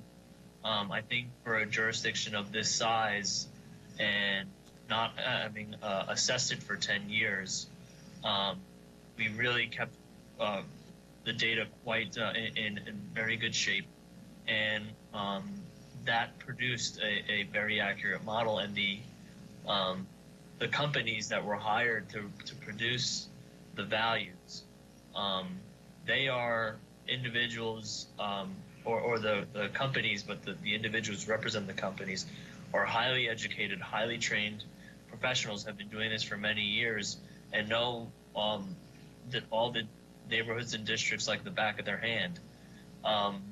So, you know, it wasn't just modeling and just reviewing the data. They also used their personal experiences as appraisers to value the property and would give input on the modeling. So I think that was really important, and that's why it produced such an accurate roll. I think the issue that you point to, legislator, is that the ADAPT system has caused problems, and it's, as I say before, it's something we're reviewing. I hope you're right. I mean, just as a common person, I do disagree with some of the neighborhood factors in my own district. Growing up there and knowing, you know, some of the homes that had, you know, waterfront view compared to other places closer to like the industrial areas. Like some of the neighborhood factors I really thought were off, to say the least. But you know, I know that the intention was good to try to fix this role.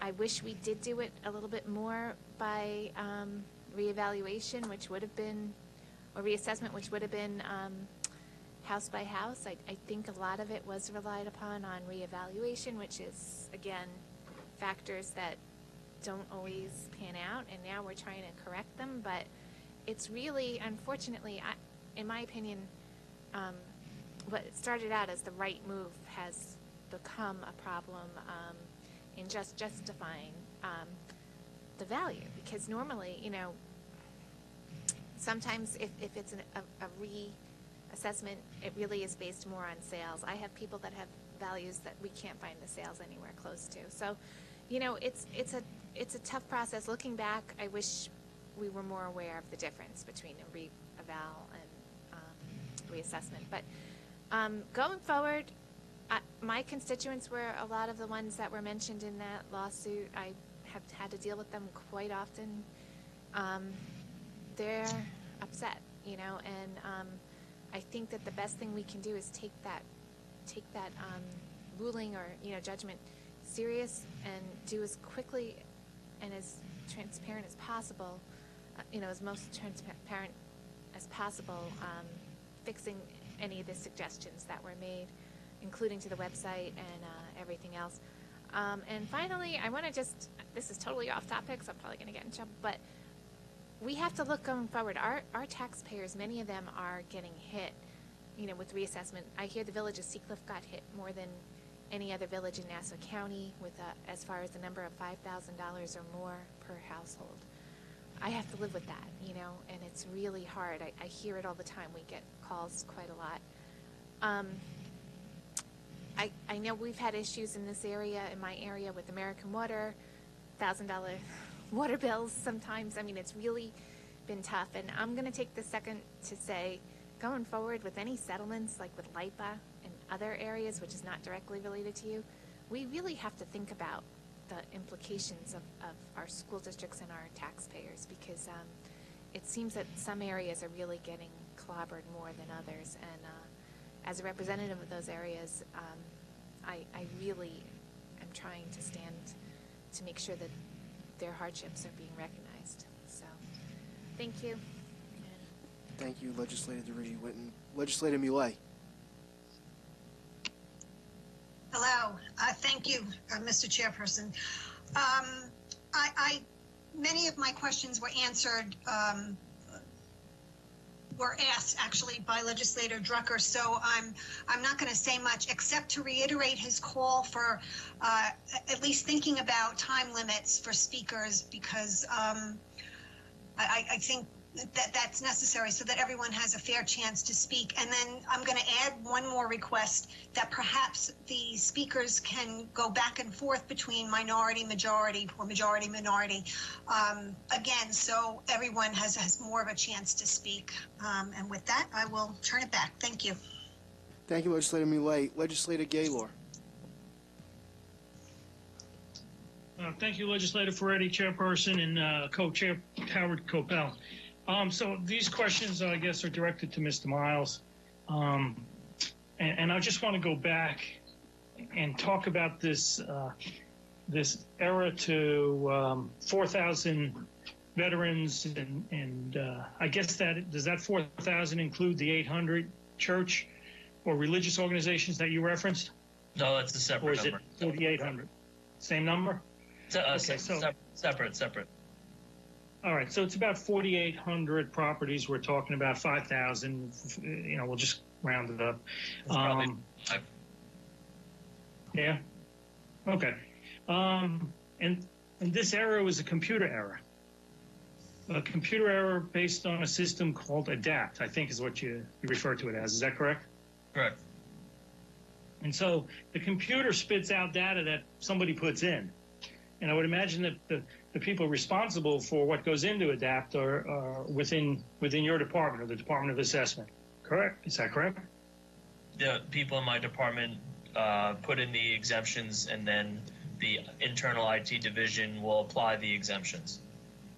Okay, so when there's an error, who's responsible for the error?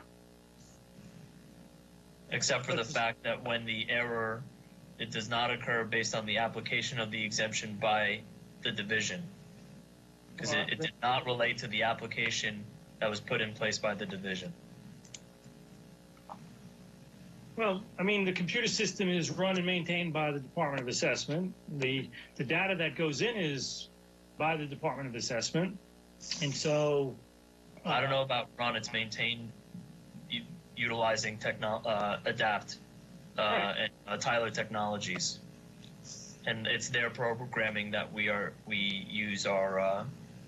it's their programming that we use to produce the assessment rolls and the tax rolls. So where is the... I think the legislator froze. Can you hear me now? I lost you for a lot of it. I apologize, okay. Legislator. So where is the quality control between that third-party vendor, I guess, that you were alluding to, and the Department of Assessment? Well, we have been and we are putting quality controls in place. As I stated before, this was a very, very unique situation where an exemption was not applied to certain special districts. It's an extraordinarily unique situation that we haven't seen in the past. Right. So if it's not the Department of Assessment's responsibility for the error, or then who exactly is responsible for the error? We are going to look into the technology that is used and make sure that this doesn't happen again. And as stated before, be proactive in ensuring that the taxes are calculated correctly. But that's the same language Mr. Moogs used last year and 18 months ago when talking about the ADAPT system and the problems that were raised after there were errors with seniors or veterans or to the general taxpayers. He says the same thing. So now we've gone a whole nother cycle, and we're seeing the same, for lack of a better term, failure to be proactive for another year. I don't know if that's a fair characterization. We have put in a quality assurance unit. We are beefing up our quality controls and utilizing those skilled people and improving our systems. Like I said before, the problems that have been produced by this system, by the computer, are extraordinarily unique. this one is an extremely unique situation, especially consider the fact that we have 400 special districts, and to apply certain exemptions to certain districts and not others, it really is quite complex. Oh, I understand that, and we live in a very complex environment in Nassau County, very unique environment. I agree with that. But that's why we build into contracts quality control measures. That's why we place organizations as responsible agents. That's why we hire people with certain education levels who can oversee such complex matters and are trained and certified to do such. The buck has to stop somewhere, is what I'm saying. And we can't tell our constituents it was a computer error. The computer spit out the value. I mean, the county executive used to go around saying, "Well, I'm not sure," you know, and I'm generalizing here, but basically, I'm not sure how your assessments were determined because the computer spits it out. And so what you're saying now is we have no control over what the computer does. And in this instant, it affected some 4,000 veterans and 800 churches and religious organizations because the computer not the churches and the religious organizations. And I'm corrected. And I think that it doesn't change the fact that this has been independently reviewed as an accurate assessment role, and no matter who you put in charge of the Department of Assessment, this is a very unique technological situation. So I think that has to be, put out there. It takes specific technologists. I agree totally with you. I mean, it's a very technical area and field we're working in, but the buck has to stop somewhere. So if it doesn't stop with the Department of Assessment, then the county executive is ultimately responsible for the failures that occur within the administration. I mean, so I guess it would be fair to say this is the county executive's fault because she's the overall top administrator. I don't think it's the county executive's fault. I think it's, I said. Who can we hold responsible for the continued errors in the Department of Assessment? I've stated before, the exemption was applied correctly. No, I'm asking a very specific question. Who's stepping up to take responsibility for these such errors? It's not errors. It's a singular issue that occurred. Who is taking responsibility? You're not answering the question, or you don't want to answer the question. Who is responsible for the error to 4,000 veterans? I'm a veteran.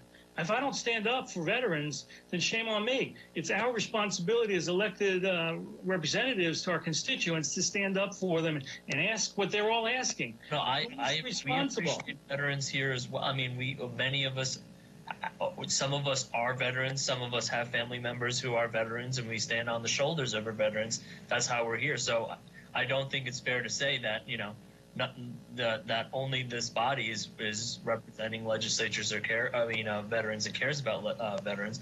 We are veterans here. We support veterans here. We have a good relationship with Veteran Affairs, and I think it's just an unfortunate computer error. But we are veterans. We appreciate veterans. We're family members are veterans. So the error is a computer error. The computer lies within the Department of Assessment. The Department of Assessment, by your own testimony today, doesn't want it to take or admit that they made a mistake. And I can understand that. I can understand that. But somebody has to be held accountable. I don't want to blame on staff members who did the right thing. Well, then I blame you. You're in a leadership position, correct? You're not. Obviously, you're not the first in charge. Maybe not even the second in charge, but you're close to the top in a leadership position. So why doesn't anybody from the Department of Assessment in a leadership position take responsibility for the actions of the department? Now we've got a $5 million mistake that the rest of the taxpayers have to pay for. Who is responsible for the $5 million error? I think we've discussed this ad nauseum. So you don't think it's the Department of Assessment? You think it's a computer? Somebody's got to pay $5 million. I'm sorry. Hang on for a sec. The $5 million should come out of the Department of Assessment's budget, in my opinion. But where do you propose the responsibility lies for the $5 million mistake that the Department of Assessment's made? Legislator, I've talked about this ad nauseum. Okay, so we'll admit you don't want to answer the question. Okay, you don't. That nobody from the Department of Assessment wants to take responsibility for its own actions. Is there a legislator? Like I said, I've talked about this ad nauseum. Okay. So, in effect, your statement that assessment is based on a case-by-case basis isn't necessarily true.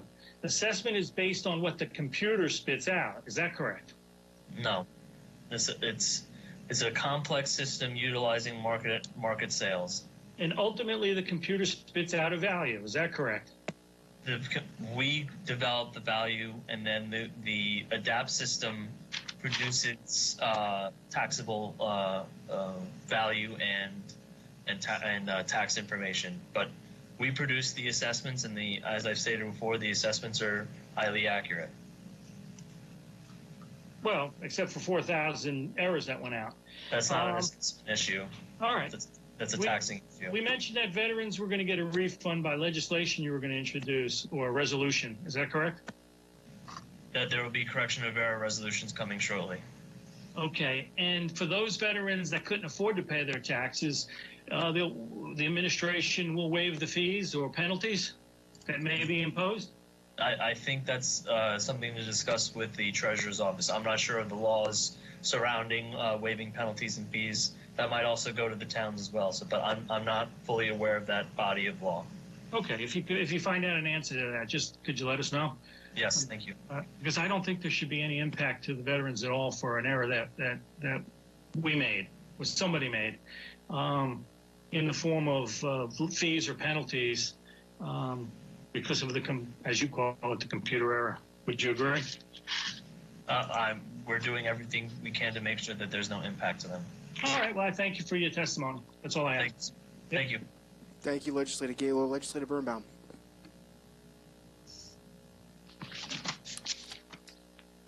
I'm just looking forward now to the 2022-2023 roll, and I know the letters have started to go out to all homeowners with their property taxes and their valuations. So there was a separate letter from the county executive saying that everything was being held flat. There were going to be no changes to that roll. Is that correct? I don't know. There's no tax information on it, but there is valuation information. I believe you're correct that there's something stating, language about the paused roll. Right, the pause in the roll. So would that translate into being that whatever we determine is the roll now on the valuations, they're going to stay flat for one more year? Yeah, the market values are going to remain flat. So will that greatly decrease the amount of challenges, given that most people have challenged this year, and if nothing changes between this year and next year, would you surmise that it would greatly decrease? It may. I'm just not sure. Okay. And then in terms of the 5-year phase-in, so if people are now getting the first of the 5 years 20% and there will be no changes, should it just be 20% more of what their change was? Is that how you would interpret? The 21-22 is the trended roll, so they'll see changes in the upcoming roll. But you're right. The following roll after that will be the market values are paused. Okay, but if people are now trying to figure out and plan for the next 5 years, is there a way they could tell now what their taxes would be in 5 years? Pretty difficult to estimate at this point because we haven't even received the 21-22 budgets, and 22-23 is after that. So it'd be tough to estimate. But more likely than not, tax rates will be going down because the assessed values are going up. Tax rates will be going down. Okay, so then what you were saying before was just because your assessment changed, that doesn't necessarily mean your taxes are increasing. Yes, that's correct. So people who are seeing the 5-year phase-in and are getting nervous that in 5 years their taxes will be 5 times what they're paying now, that's not necessarily true. That is correct. That is correct. I think that is a very hard concept for people to understand with the phase-in. I understand it. It's a very complex system. I think this is a common problem throughout the state, is the explanation of assessment and market values as compared to your levies and your level of assessment, and it's tough to understand. But what we always try to say here is, you know, it's a comparison of your values to others in your districts. Right. Okay. All right. Thank you. Thank you, Legislator Birnbaum. Are there any other legislators that have any questions at this time? Any online? I know there are some on Zoom that haven't spoke. Okay, Mr. Miles, just a point, a follow-up.